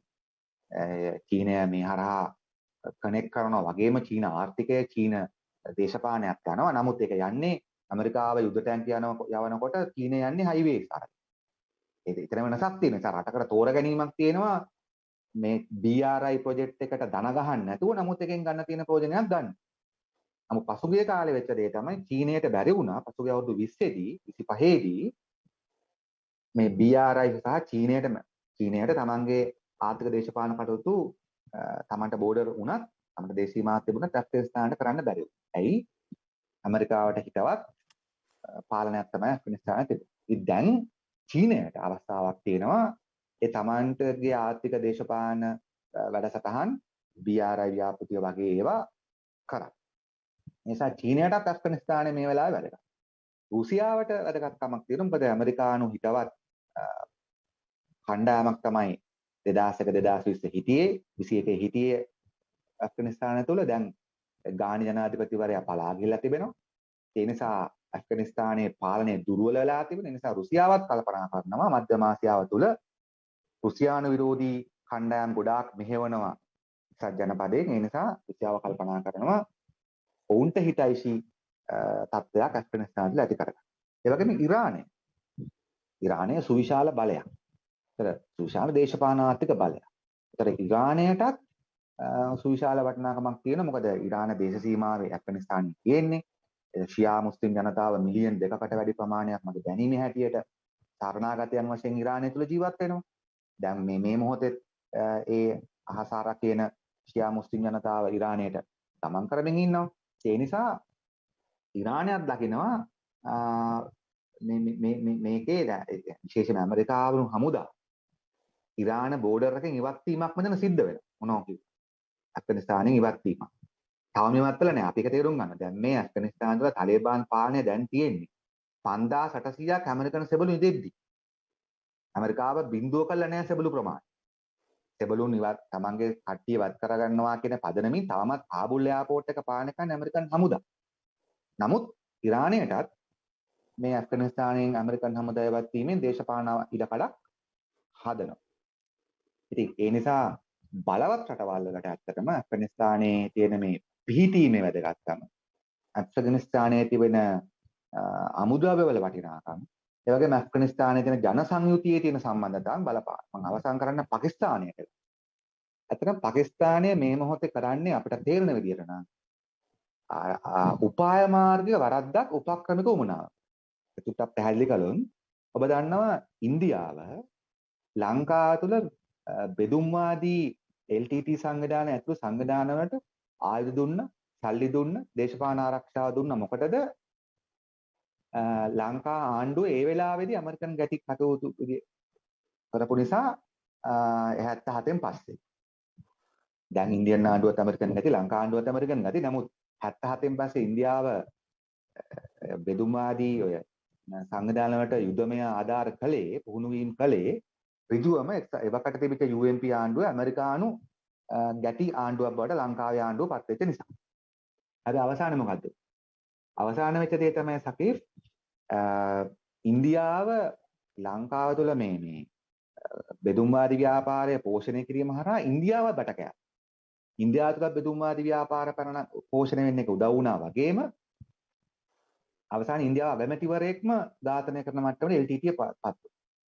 අද පාකිස්තානය කරමින් ඉන්නෙත් ඒක. පාකිස්තානය හිතනවා ඇෆ්ගනිස්තානය තුළ තිබුණු ඇමරිකන් හිතවාදී, ඒ නිසාම ඉන්දියන් හිතවාදී වෙච්ච ගානි ආණ්ඩුව පළවා හැරලා තාලිබාන්වරු ගෙනීමෙන්, තාලිබාන්වරුන්ට උදව් කිරීම හරහා තාලිබාන්වරු ගෙනීමෙන් පාකිස්තානය හිතනවා ඔවුන්ට හිතයිසි පාලනයක් ඇෆ්ගනිස්තානය තුළ බිහි වෙයි. එක පැත්ත. දෙක තමයි ඔවුන් හිතනවා පාකිස්තාන උදව්ව ඇතුළේ නිසා තාලිබාන්වරු ජයග්‍රහණය කළේ අර ඓතිහාසික ප්‍රශ්නේ. පස්තූන් දේශ සීමා ගැටලුව පාකිස්තානට වාසදායක සිඳ ගන්න පුළුවන්. හැබැයි ඒ වගේම පාකිස්තානය ඇෆ්ගනිස්තානය පාවිච්චි කරමින් ඉන්නවා තමන්ගේ බැක්යාඩ් එකක් විදියට, තමන්ට අමුද්‍රව්‍ය, තමන්ගේ දේශ ආර්ථික කොලොනියක් විදියට. පාකිස්තාන ධන කුවේරය. ඒකත් තියෙනවා. ඒ වගේම ඉතින් ඒ නිසා මේ හැම රටක්ම ඇත්තට. ඒ නිසා පාකිස්තානය මේ වෙලාවේදී තාලිබාන් වලට උදව් කරා කියන එක නිශ්චිත කාරණයක්. හැබැයි ඒකේ සුවිශාල විනාශයක් පාකිස්තානටත් විය හැකියි. මොකද පාකිස්තාන තුළ පාකිස්තාන් තාලිබාන් එක TTP කියලා විශාල පාකිස්තානය තුළ තාලිබාන් ව්‍යාපාරයක් තියෙනවා අෆ්ගනිස්තානයේ තාලිබාන් එකට අමතරව. පාකිස්තාන තුළ අල් කයිඩා ISIS ඔක්කොම ක්‍රියාත්මක වෙනවා. ඒකේ විශාල එකක් තමයි TTP කියන්නේ. ඔවුන් සහ මේ ඇෆ්ගන් තාලිබාන් අතර පැහැදිලි සම්බන්ධතාවක් තිබෙනවා. ඔවුන් එකම කණ්ඩායම්. එකම ජන කණ්ඩායම්, එකම ජාතිකත්ව කණ්ඩායම්. ඒ නිසා පාකිස්තානයේ මේ වෙලාවේදී තාලිබාන් ආණ්ඩුවෙන් සහතික ගත්තට පාකිස්තානයේ තාලිබාන්කට උදව් කරන්නේ නැහැ කියලා වෙන්න පුළුවන් දේ තමයි පාකිස්තානයේ ස්ථාර භාවයටත් මේක ගැටලුවක් වෙන්න පුළුවන්. ඒ නිසා ඇත්තටම මේ ජාතිවාදී ආගම්වාදය තමන්ගේ දේශපාලන ආර්ථික උමනාවන් වෙනුවෙන් භාවිතා කිරීමෙන් රටවල් කවදාවත් ස්ථාවර වෙන්නේ නැහැ. වැඩිපුර මේකෙන් පීඩාවටපත් වෙන්නේ ඒ රටවල ඉන්න සාමාන්‍ය ජනතාව. ඔව්. එතකොට මේ අපි කොහොම නමුත් මේ වෙනකොට ඇෆ්ගනිස්තානයේ පාලනය තාලිබාන්වරු ලබාගෙන තියෙනවා. ඔවුන් මීට කලිමුත් 1996 සිට 2001 වෙනකම් පාලනය කළා. ඔබ කොහොමද දකින්නේ මේ තාලිබාන් වරුන්ගේ දීර්ඝ ඉතිහාසයක් තියෙනවා කියන එක ඔබ සඳහන් කළා. ඔවුන් බිහි කිරීම පිටපස තිබුණු බලවේගයන් පිළිබඳව. මේ වර්තමානයේ වෙන විට මේ තාලිබාන් සංවිධානය අපිට කොහොමද හඳුන්වන්න පුළුවන්? ත්‍රස්තවාදීන් විදිහටද එහෙම නැත්නම් ආගමික අන්තවාදීන් විදිහටද එහෙම නැත්නම් දේශප්‍රේමීන් ජාතිකවාදීන් විදිහට අපිට හඳුන්වන්න පුළුවන්ද? ඇත්තටම ගත්තොත් දැන් තාලිබාන් සංවිධානය ගත්තොත් පැහැදිලිවම ආගමික මූලධර්මවාදය මත පැරණගුණු සංවිධානයක්, හදපු සංවිධානයක්. ඒ වගේම ඔවුන් ඇමරිකානු ආක්‍රමණයට එරෙහිව ඒ කියන්නේ ඒකේ නායක මණ්ඩලවල කණ්ඩායම් කෙසේ වෙතත් මේ තාලිබාන් සංවිධානයට සම්බන්ධ වෙච්ච අතිවිශාල ප්‍රමාණයක් පස්තුන් ජන කණ්ඩායම් ගත්තොත් ඔවුන් පැහැදිලිවම මේ ඇමරිකන් ආක්‍රමණයට එරෙහිව සටන් කරපු පිරිසක්. ඒ නිසා අපිට يعني ඇමරිකන් ආක්‍රමණිකයාට විරුද්ධව සටන් කිරීම නොසලකා 100%ක් ඔවුන් මේ ආගමික යම්කිසි උමතුවකින් විතරක් කටයුතු කරා කියලා පිළිගන්න බෑ. එහෙමනම් ඔතරම් සහායයක් ලැබෙන්නේ නැහැ. මොකද ඇෆ්ගනිස්තානයේ 90 ගණනක්ම ඉන්නේ ඉස්ලාම් ආගම අදහන. ඉස්ලාම් ආගම අදහන ඔක්කොම තාලිබාන්කට බැඳිලා නැහැනේ. ඉස්ලාම් ආගම අදහන ඔක්කොම තාලිබාන්කට බැඳිලා නැහැ. ඉතින් ඒ නිසා හරි පැහැදිලි මෙතන එක පැත්තකින් තාලිබාන් සංවිධානය ආගම යොදා ගන්න විදියකුත් තිබෙනවා. ඒ නිසා තමයි අනිත් ඉස්ලාම් ආගමිකයන් තාලිබාන්කට යන්නේ නැතුව තියෙද්දි මේ යම්කිසි පිරිසක් විතරක් මේ ගිහිලා තියෙන නිසා මේ කියපු අය ආර්ථික ප්‍රශ්න නිසා, සංස්කෘතික පීඩන නිසා, දුප්පත්කම නිසා සහ අධිරාජ්‍යවාදී මේ ආක්‍රමණය නිසා මේ සියල්ල නිසා තමයි ඇත්තටම මිනිස්සු තාලිබාන් වරුන්ට සම්බන්ධ වෙන්නේ. ඒ නිසා අපිට ඒක පටු කරන්න බෑ මේ මොන හරි උමතුවකට සම්බන්ධ වුණා කියලා කොහෙද. එහෙම සලකන්න බෑ. නමුත් අද අපිට පේනවා දැන් ගොඩක් දැන් ලෝකේ සාකච්ඡාව දැන් තියෙන්නේ මේ තාලිබාන් එක වෙනස් නේද කියලා නේද සක්. දැන් 96 2001 හිටපු තාලිබාන් එක නෙමෙයි නේද දැන් බලයට අවිලා තියෙන්නේ. මොකද බලය ගන්නකොටම අපි දැක්ක විශේෂයෙන්ම බටහිර ජනමාධ්‍ය වලින් ප්‍රධාන ධාරාවේ ධන කුවේරයන්ගේ ජනමාධ්‍ය වලින් කෙලින්ම මතයක් විශාල වශයෙන් අද වුණත් ඒක හදාගෙන යන්නේ මේ අෆ්ගනිස්තානයේ කාන්තාව ඉවරයි අෆ්ගනිස්තානයේ ළමයි ඉස්කෝලේ ගිහින් ඉවරයි. ඔච්චර ඕක තමයි ප්‍රධාන වශයෙන් කියන්නේ. ඉතින් අපිට අද පේනවා දැනට එහෙම දෙයක් කළා නැහැ.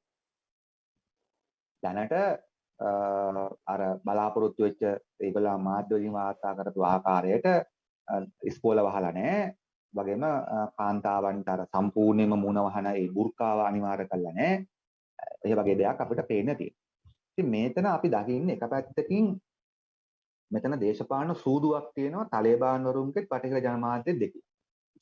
එකක් තමයි දැන් මේ බටහිර රටවල් ප්‍රධාන රටවල් මම මේ රටවල් ගියදී රටවල ජනතාව කොහෙත්ම අදාළ නැහැ. ඒ රටවල පාලකයෝ එක්සත් ජනපදය, බ්‍රිතාන්‍ය, ප්‍රංශය ඇතුළු, ජර්මනිය ඇතුළු මේ පාලකයෝ තමයි සම්පූර්ණයෙන්ම මේ ඇමරිකානු යුද්ධයට නේටෝවත් එවලා ඇෆ්ගනිස්තානය බිමට සමතලා ගත්තා. ඔබ දන්නවා ඇමරිකානු කොම්පැනි වලට කොන්ත්‍රාත් දෙන්න උවමනාවටම ඇෆ්ගනිස්තානයේ කිසිදු ගැටලුවක් නැතුව තිබිච්ච අතිතල පහසුකම් විනාශ කළා. මේක නිශ්චිත උදාහරණයක් කියන්නේ ඇමරිකන් හමුදා කාබුල් ගුවන්තොටුපළේ රණවේගයකට බෝම්බ දාන. කඩලා ඇහුවට පස්සේ කියන්නේ ඇයි මේකට ගැහුවේ? මේ තාලිබාන් වල මේ තත්ත පළාතක වන්නේ 8 කිලෝමීටර් 800ක් විතර යට තාලිබාන් වල.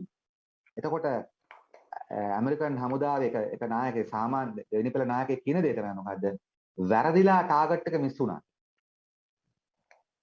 ඒතර ඒ කාලේ ඇමරිකන් හමුදා ප්‍රහාර එල්ල කරමින් හිටියේ තෝරා බෝරා කඳුවලට.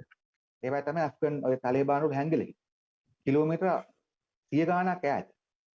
ඒතර කිලෝමීටර් 100 ගාණක් ඈත ටාගට් මිස් වෙලා ඇමරිකන් හමුදාව බෝම්බ දානවා කාබුල් එයාපෝට් එකට. මොකද? ඒ කොන්ත්‍රාත් දෙන්න තමන්ගේ සමාගම්. එහෙම තමයි මේක වුනේ. ඒ නිසා මේකේ එහෙම තමයි මේ ප්‍රශ්නේ වර්ධනය කරගෙන ආවේ. නමුත් දැන් අද තියෙන තත්ත්වයට આવොත් තාලිබාන් ඒ නිසා දැන් බටහිර රටවලට අවශ්‍යයි තමන්ගෙන් වෙච්ච දේශපාලන වැරද්ද, දේශපාලන සූදුව, තමන්ගෙන් වෙච්ච ඒ අෆ්ගනිස්තානට කරපු මහා ආර්ථික විනාශය සහ තමන්ගේ රටවල් වල ඇමරිකාවේ ජර්මනියේ මිනිසුන්ගේ බදු සල්ලි කෝටි ගණන් මේ අන්තිම ලෝකෙ ඉන්න දුප්පත්ම මිනිස්සු මරන්න යොදාගත්ත එක සාධාරණීකරණය. ඒ නිසා දැන් බටහිර ජනමාධ්‍ය සම්පූර්ණයෙන්ම දැන් පෙන්වන්නේ තාලිබාන් වලට ඇවිල්ලා බලන්න මේ ගෑනුවට ළමයින්ට කරන දේ. මොකද එතකොට අර බටහිර ලිබරල් ප්‍රජාතන්ත්‍රවාදී අදහස් විශ්වාස කරන මිනිස්සුන්ට දෙනවා අපේ රටේ ආණ්ඩුව ඇෆ්ගනිස්තානට ගහපු එක හරි. ඔබට මම කියන එක මම හිතන්නේ පැහැදිලි ඇති. දැන් කියන්නේ දැන් බටහිර දේශපාලන නායකත්වයේ ඇනගෙන තියෙන්නේ වැඩි. දැන් ඔවුන් පරදලා තියෙන්නේ. හැබැයි දැන් ඔවුන්ට ඔවුන්ගේ රටේ ජනතාවට එතු ගන්නන්න ඕන. ඔවුන් කලේ හරි යුද්ධයක්. ඒ නිසා මේ බලන්න දැන් මේ අත කපනවා, කකුල කපනවා, ඔළුව කපනවා, ගෑන් ළමයින්ට ඉස්කෝලේ යන්න දෙන්නේ. ඒ නිසා තරදුනා වුණත් ඒ කරපු දේ හරි යුද්ධයක්. හැබැයි දැන් අපිට පේන දේ තමයි තාලිබාන් වරු ඒක කළේ නැහැ. මේ වාතය ආවයි. තාම කළා නැහැ. උන් කළා කියනවා ශරියා නීතිය ඇතුලේ තමයි ඒක කරන්නේ කියලා. ශරියා නීතියේ මම හිතන්නේ විවිධ වර්ෂන් තියෙනවා නේ. ඒක රටවල් වල ශරියා නීතිය ක්‍රියාත්මක කරන එක විදි තියෙනවා. ඉතින් දැනට ගත්තොත් ඉස්කෝල වහලා නැහැ. දැනට ගත්තොත් කාන්තාවන්ට අලුතෙන් දෙයක් දීලා නැති බව ඇත්ත. තීරණ දේවල් අඩු කරලා තියෙන බවත් ඇත්ත. නමුත් අර මූණ වහන්න අනිවාර්ය කළා නැහැ. ඒ නිසා දැන් බටහිර ජනමාධ්‍ය සුවිශාල අවුලක ඉන්නවා. මේ දැන් තාම මූණ වහන්න කිව්වේ නැති එක. තාම ඉස්කෝලේ වහන්න කිව්වේ නැති එක. ඒකෙන් වෙන දේ තමයි තාලිබාන් වල ඇත්තටම අෆ්ගනිස්තාන තුල කරමින් ඉන්න හැබැයි දේශපාලන ව්‍යාපෘතිය මිනිසුන්ගෙන් හංගනවා. දැන් අපි දැන් ගොඩක් ජනමාධ්‍ය දැන් බලන් ඉන්නේ අෆ්ගන් තාලිබාන් වල ඇවිල්ලා ඉස්කෝලේ වහනකම්. තාලිබාන් වල ඇවිල්ලා ගෑනුන්ට බුර්කා අඳිනකම්. හැබැයි ඒ වෙනුවට අද මොකද වෙමින් තිබෙන්නේ?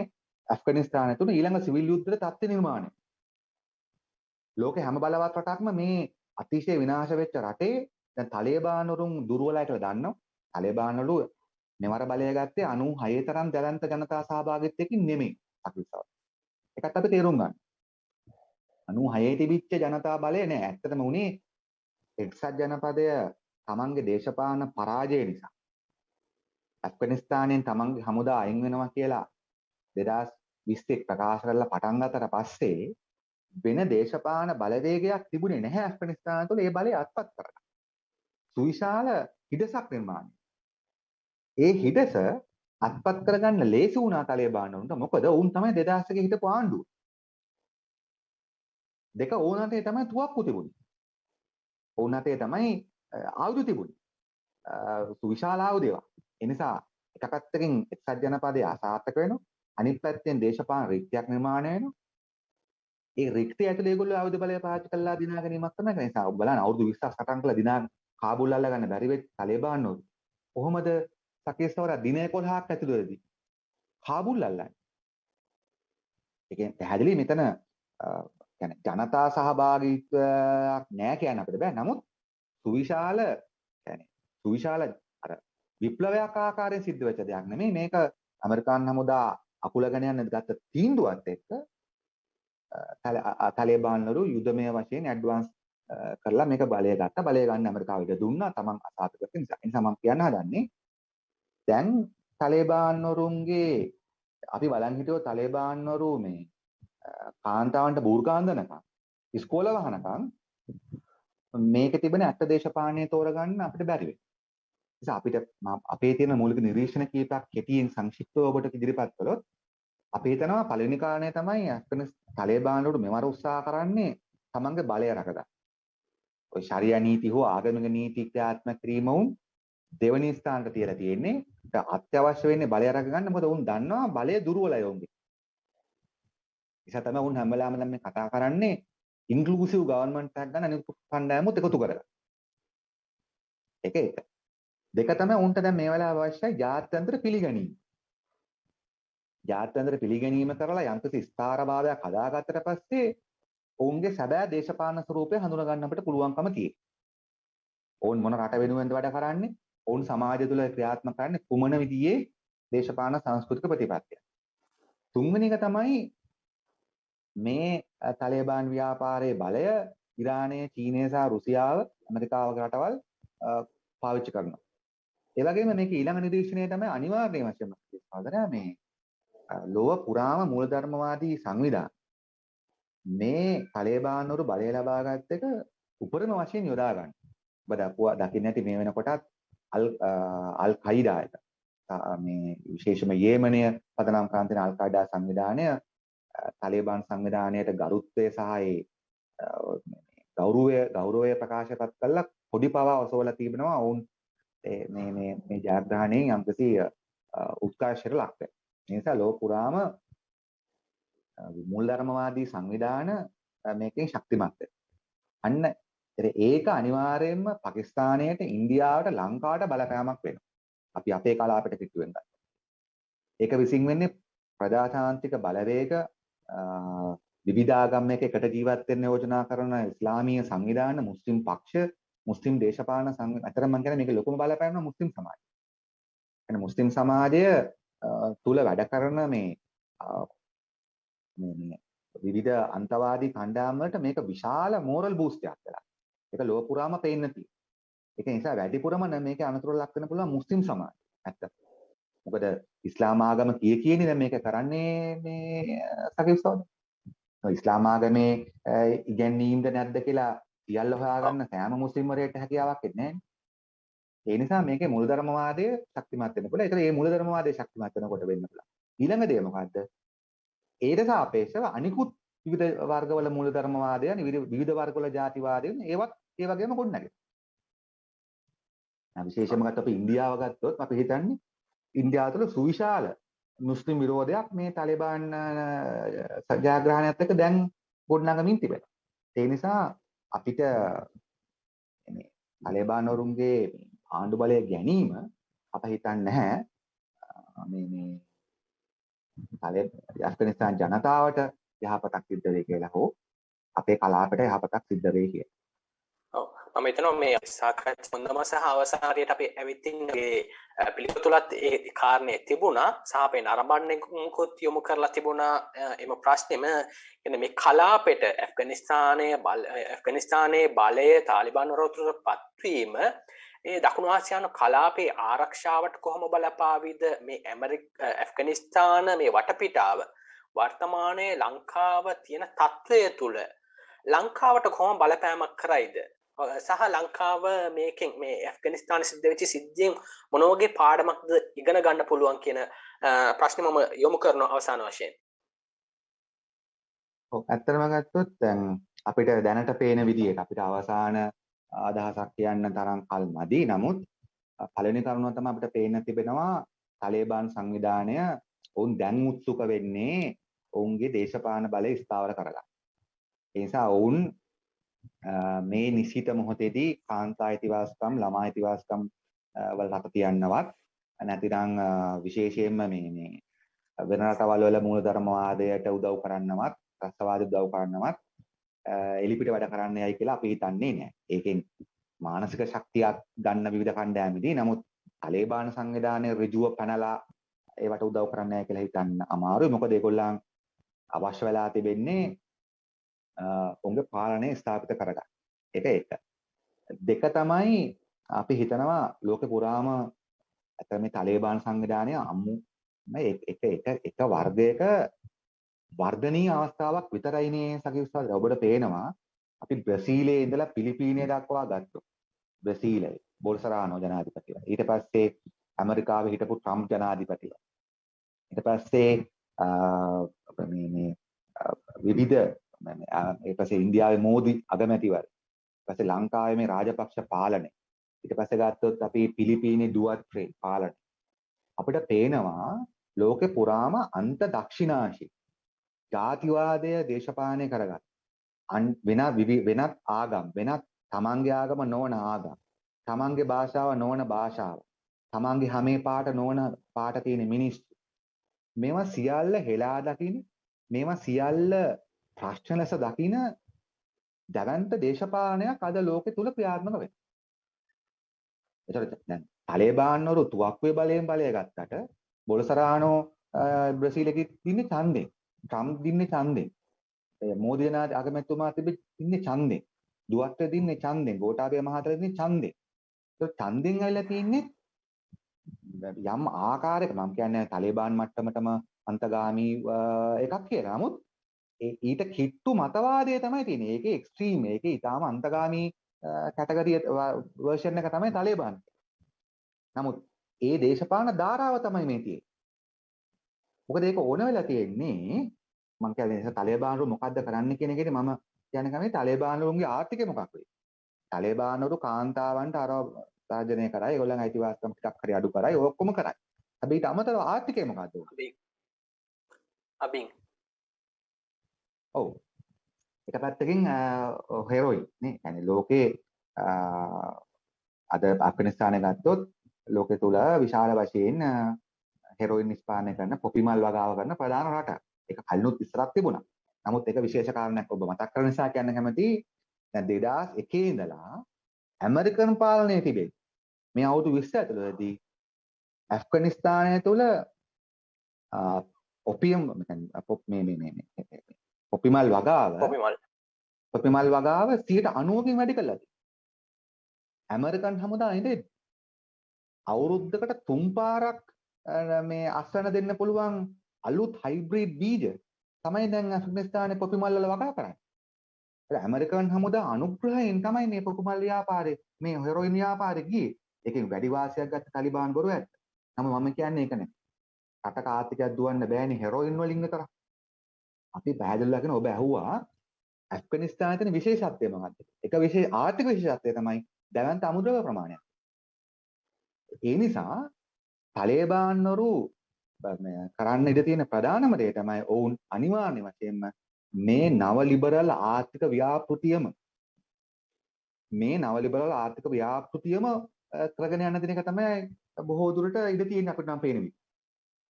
නැතු ඔවුන් ජාතික කර්මාන්ත ගොඩනගාගෙන රට තුල තිබෙන දේපල ප්‍රමාණය සාධාරණව බෙදලා දීලා නැත්නම් එහෙම බෙදා දෙන ක්‍රමයක් නිර්මාණය කරලා ජනතාව මේ දුප්පත්කම මුදවා ගන්න අපිට නම් කිසිසේත් මෙහෙම පේන්නේ නැහැ.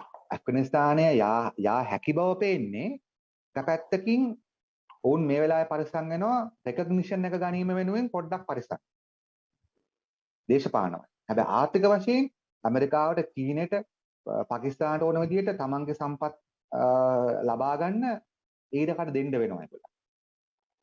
ඒ වගේම මේ මම ඒක ඇහුවේ දැන් මේ මුළු ලෝකෙම දැන් බලන් ඉන්නවා ගෑනුවන්ට බුර්කා අඳිනකම්. සමහරට ගෑනුවන්ට බුර්කා අඳිනකම් බලන් ඉන්නකොට ඇෆ්ගනිස්තානයේ තිබිච්ච වටිනාම ඛනිජ නිධියක් චීනෙන් හරි ඇමරිකාවෙන් හරි අරන් තියෙනකොට ජර්මනියෙන්. දැන් ලෝකෙ බලන් ඉන්නේ දැන් දරුවන්ගේ ඉස්කෝල වහන කන්නේ. තව මලාලා කෙනෙක් හැදෙන කන්නේ. ඉතින් සමහරට තාලිබාන්වලට මලාලාලා හදන එකක් නැහැ. නේද? නමුත් ඔවුන් ඒ නිසා අනිවාර්ය වෙන්න පුළුවන් දේ තමයි මේ දුර්වල තාලිබාන් පාණය පාවිච්චි කරලා ලෝක පුරාම ඉන්න මංකොල්ල අධිරාජ්‍යවාදී මංකොල්ලකාරයෝ ධන කුවේරෝ මේ රටේ සම්පත් ටික කුරා ගන්න ඉඩ තියෙනවා. ඔබ අහපු ප්‍රශ්නය අවසාන වශයෙන්ම ආවෝ. ඒ නිසා දැන් අපිට වෙන්න පුළුවන් බලපෑම මම කියාගෙන ආවේ. අද ඒ නිසා ලංකාවේ අද වැඩිම පෞද්ගලීකරණය කරන්නේ ජනාධිපති රාජපක්ෂයාට. ඉන්දියාවේ වැඩිම පෞද්ගලීකරණය වෙන්නේ රටේ ඉඩම්ද වනාන්තරද විකුණන්නේ තාම ජාතිකවාදී තාම හින්දුත්වය ගැන කතා කරන මෝදි අගමැතිතුමාට. ඉන්දියාව වැඩිම ඇමරිකන් ගැටි ආරක්ෂක ගිවිසුම් අත්සන් කරලා තියෙන්නේ මෝදි අගමැතිතුමාට. ඒ නිසා අපිට පේන දේ තමයි අද ලෝකෙ මේ නව ලිබරල් වාදය කරන්න නම් ඒකට අවශ්‍යයි දැවැන්ත මර්ධනකාරී ඒකාධිපති වර්ගයේ පාලනයන් අවශ්‍යයි. ප්‍රජාතන්ත්‍රවාදී මිනිස්සුන්ට සලකන සමාජවාදී එහෙම පාලනයන් හරියන්නේ නැහැ. මොකද නව ලිබරල් වාදය කියන්නේ සකිස්සවර මිනිසුන්ගේ තියෙන අයිතිවාසිකම් නැති කරන එක. නොමිලේ අධ්‍යාපනය තිබුණා නැති කරන එක. නොමිලේ සෞඛ්‍ය තිබුණා නැති කරන එක. රටේ කර්මාන්තයක් තිබුණා විකුණන එක. රටේ ඉඩමක් තිබුණා විකුණන එක. ඒකනේ නව ලිබරල් වාදය කියන්නේ. ඒවෙන් වෙන්නේ මිනිසුන්ගේ අයිතිවාසිකම් නැති වෙන එකනේ. ඒ අයිතිවාසිකම් නැති වෙනකොට මිනිස්සු කැරලි ගහනවා. මිනිස්සු නැගිටිනවා. ඒ නැගිටින මිනිස්සු මර්ධනය කරන්න අවශ්‍යයි. දැන් නව ලිබරල් වාදය කියලා කියන්නේ අමු ධනකුවේරයොත් දැඩි මර්ධනකාරී රාජ්‍යත් එකට යන එකක්. නිසා දැන් ලංකාවේ ජාතික කොඩිය ඔතලානේ සෙලන් දිවායකට විකුණන්නේ හැමදේම. නේද? සෙලන් දිවායකට රටේ දේපල විකුණනවා රාජපක්ෂ පාලනය ජාතික කොඩිය ඔතලා. මෝදි අගමැතිතුමත් එහෙම හින්දුත්ව කොඩිය ඔතලා තමයි ඇමරිකාවට දෙන්නේ ඉන්දියාව. ඒ නිසා අපි හිතනවා බොහෝ දුරට විය හැකි දෙයක් තමයි තාලිබාන්වරු මේ ඉස්ලාමික් එමිරේට් එකේ කොඩිය ඔතලා ඇෆ්ගනිස්තානයේ තියෙන සම්පත් උකහා ගන්න විවිධ ලෝකීය ධනකුවරයන්ට දෙන්න ඉඩ තියෙනවා. ඉතින් අපිට වෙන්න පුළුවන් බලපෑම මම විශ්වාස කරන්නේ පැහැදිලිවම ගත්තොත් මෙන්න මේ යම්කිසි ආකාරයක අන්තවාදී අදහස් සහිත මේ කණ්ඩායම ජයග්‍රහණය කිරීමේ සිංහ ඇති කරලා තියෙන යම්කිසි දේශපාලන ආකර්ෂණය විසින් ලෝකෙ පුරාම මේ ඒ අන්තවාදී සංවිධාන වලට නම් පැහැදිලි ශක්තියක් ලැබේ. ඒතර ඒ ලංකාවටත් ඉන්දියාවටත් ඒකේ පැහැදිලි අනතුරක් තියෙනවා. ඒකෙන් වැඩියෙන්ම අපේ සමාජය මේක මුස්ලිම් සමාජය වෙන්න පුළුවන්, සිංහල සමාජය වෙන්න පුළුවන්, දෙමළ සමාජය වෙන්න පුළුවන්. ඒවා සුවිශාල වශයෙන් මේ අන්තවාදී අදහස් වලට ගොදුරු කරගන්නත්, ඒ අන්තවාදයට විරුද්ධව මේ අන්තවාදය ගොඩනගන්නත් යොදා ගන්න පුළුවන්. ඒ නිසා අපි ඇත්තටම මේ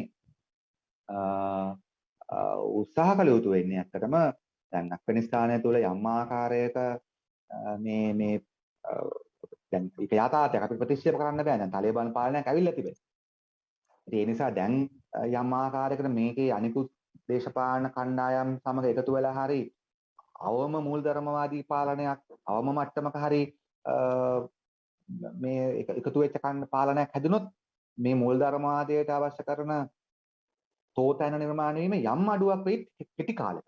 නමුත් ඔබ දන්නවා විය හැකි දේ තමයි අනිවාර්ය වශයෙන්ම මේ තාලිබාන් පාලනය තුළම සුවිශාල ගැටලු නිර්මාණය වෙන එක සහ නිර්මාණය කරන. ඇත්තටම ඇෆ්ගනිස්තානයේ දිගුකාලයෙන් අලුත් සිවිල් යුද්ධයකට යන්නේ. ඒක තමයි විය හැක්කේ. නමුත් එතකන් හරි යම්කිසි ස්ථාර පාලනයක් ගොඩනගුණොත් සාක් කලාපය තුල අපි දන්න තරමින් තාම තාලිබාන්වරු සාක්කයෙන් අයින් වෙලා නැහැ.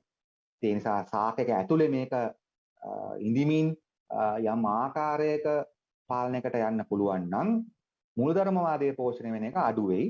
අපේ ඒක ප්‍රාර්ථනාව. නමුත් අපි තේරුම් ගත යුතු දේ තමයි මේ හැම දෙයකින්ම අපි ඉගෙන ගත යුතු දේ තමයි රටවල් ඇතුලේ ප්‍රජාතන්ත්‍රවාදී වාමාංශික සමාජවාදී බලවේග ශක්තිමත් නොවුනම එක පැත්තකින් ඒවා අධිරාජ්‍යවාදීන්ගේ ග්‍රහණයට ගොදුරු වෙන රටවල් අනිත් පැත්තෙන් ඒවම අධිරාජ්‍යවාදීන්ගේ වැරදිම ඊට පස්සේ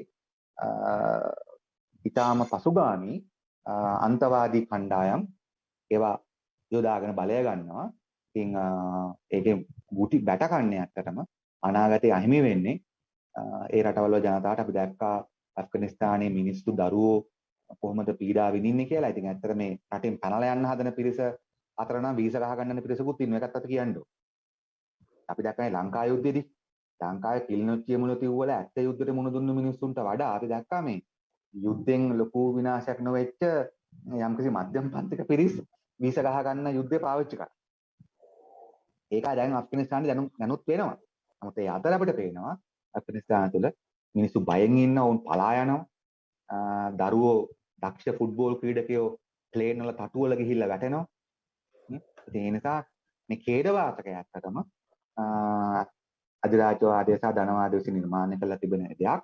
ඒ නිසා අපි විශ්වාස කරන්නේ ඇත්තටම ජනතාව සාමූහික සාධාරණ දියුණු ප්‍රජාතන්ත්‍රවාදී සමාජවාදී ප්‍රතිපත්ති මත හදාගන්න සමාජ බලවේගයක් විසින් තමයි අත්තටම මධ්‍යම ආසියාවට සාමයත් ඇෆ්ගනිස්තානට සංවර්ධනයක් දෙන්න පුළුවන් පාලනයක් හදන්න පුළුවන්කම තියෙන්නේ. ඉතින් අපි ඒ වෙනුවෙන් අපේ රටත් අපි උනන්දු වෙන්න ඕනේ.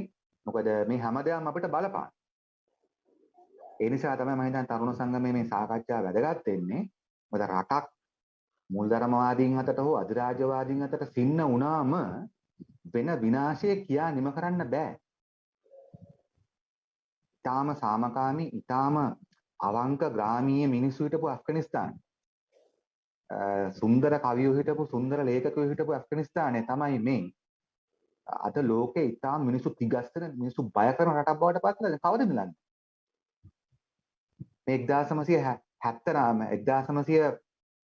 85ට 90ට කලින් මෙහෙම ඇෆ්ගනිස්තානයක් අපි දැක්කේ නෑ. අපි දැක්කේ සාමාන්‍ය රටක් ඇෆ්ගනිස්තානේ. හැබැයි අපි දකිනවා මේ අන්තවාදය අධිරාජ්‍යවාදයෙන් පෝෂණය කරලා අන්තවාදයෙන් ඒක නිර්මාණය කරාට පස්සේ අපිට පේනවා මේ සාමාන්‍ය අහිංසක ගොවියෝ, සාමාන්‍ය අහිංසක මිදි ගොවියෝ, පළතුරු ගොවියෝ ඇෆ්ගනිස්තානේ මිනිසුන්ගේ බෙලි කපන, අත කපන, ගෑනු අයව පීඩාවට පත් කරන අමු මුර්ගියෝ බවට පත් කළා. මේක කලේ අධිරාජ්‍යවාදය. ඒ නිසා මොකද 1996ට කලින් ඇෆ්ගනිස්තානය තුළ මෙහෙම තත්ත්වයක් තිබුණේ නැහැ. ඒ නිසා අපි හිතන්නේ ඒකයි අධිරාජ්‍යවාදයත් ඒකම අනික් කාසිය තමයි මූලධර්මවාදය. මේ දෙකම පරාජයටපත් කිරීම අත්‍යවශ්‍යයි මිනිසුන්ට සාමයෙන් සමගින් ජීවත් වෙන්න. ඔව්. මෙතනවා අධික කාලයක් අසින වශයෙන් පැය කමාරක කාලයක පුරා මේ සාකච්ඡාව දිගහැරුණ. ඇත්තටම පැයකින් එකමාරකින් අපිට සාකච්ඡා කරන්න පුළුවන් සරල මාතෘකාවක් නෙමේ ඇෆ්ගනිස්තානයේ ඉතිහාසය සහ වර්තමාන අර්බුදයේ තත්ත්වය. අපි අතරම අද සාකච්ඡාව තුළදී අවධානයට අපේ යොමු වුණා බිමල් රත්නායක සහෝදරයා විසින් කොහොමද ඇෆ්ගනිස්තානය තුළ ඇමරිකාව ඇෆ්ගනිස්තානය තුළට ගොඩ බැස්සේ, ඇෆ්ගනිස්තානය තුළ මූලධර්මවාදී අදහස් ස්ථාපිත වෙන්න ඇමරිකා එක්සත් ජනපදය කළ අනුග්‍රහයන් කොහොමද, පසුව එයම ඇමරිකාවට පෙරලා අභියෝගයක් වෙච්ච ආකාරය සහ ඇමරිකාව ඇෆ්ගනිස්තානය තුළ ස්ථාපිත කළ රූකඩ ආණ්ඩු පෙරලා දැමීමට සහ ඇමරිකාවට තර්ජනයක් වීමට ඔවුන් කොහොමද ශක්තිමත් වුණේ කියන කාරණේ අපි අවධානය යොමු කළා. ඒ වගේම ඒ භූගෝලීය පිහිටීම, භෞතික සම්පත්වල තියෙන බහුලත්වය ඇෆ්ගනිස්තානය කෙරෙහි අනෙකුත් අධිරාජ්‍යවාදී බලවේග, විශේෂයෙන්ම චීනය, පාකිස්තානයේ ඔවුන්ගේ මෙදිහත් වීම මේ වර්තමාන අර්බුදය කරා ඇෆ්ගනිස්තානය යොමු කරන්න ඒ දායක වෙච්ච ආකාරය අපි සාකච්ඡා කළා. වගේම ඉදිරියේදී ඇෆ්ගනිස්තානයේ තුල තාලිබාන් වරුන්ගේ ක්‍රියාකලාපයේ කොහොම වේවිද, ඔවුන් තමන්ගේ ජාත්‍යන්තර පිළිගැනීම ලබා ගැනීම සහ ඒ මහජන ප්‍රසාදය ලබා ගැනීම සඳහා ඔවුන් කටයුතු කරාවියයි අනුමාන කරන ආකාරය පිළිබඳව සාකච්ඡා කළා. ඊට අමතරව කලාපීය වශයෙන් ඒ ඇෆ්ගනිස්තාන මූලධර්මවාදීන්ගේ ජයග්‍රහණය ලෝකයේ අනෙකුත් මූලධර්මවාදීන්ට උද්‍යෝගයක් වන ආකාරය පිළිබඳව බටහිර මාධ්‍ය තුලින් මතු පිටින් පෙන්වනවාට වඩා ගැඹුරින් සහ යථාර්ථය අපි සාකච්ඡා කළා. ඒ වගේම නවලිබරල් වාදයට යොමු වීමට ඉඩකඩ තිබෙන මේ ඇෆ්ගනිස්තානය මුදවා ගන්න නම් අනිවාර්යයෙන්ම ඇෆ්ගනිස්තානයේ වාමාංශිකයන් ශක්තිමත් විය යුතුයි කියන කාරණේ තමයි අපි අද අවසාන වෙනකොට සාකච්ඡා කළේ. ඇත්තටම U-turn මේ සංවාදශීලී වැඩසටහනට අද විශාල පිරිසක් සජීවීව මේ නරඹුවා 300කට අධික පිරිසක් මේ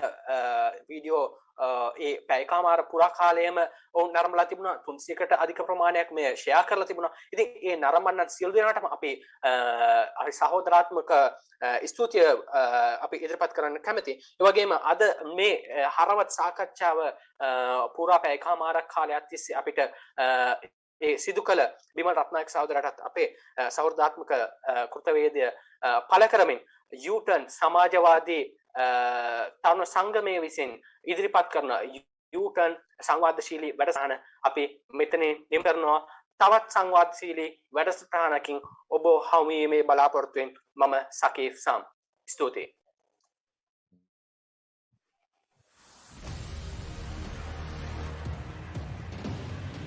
U-turn අලුත් දිශාවකට සයිබර් කතාබහ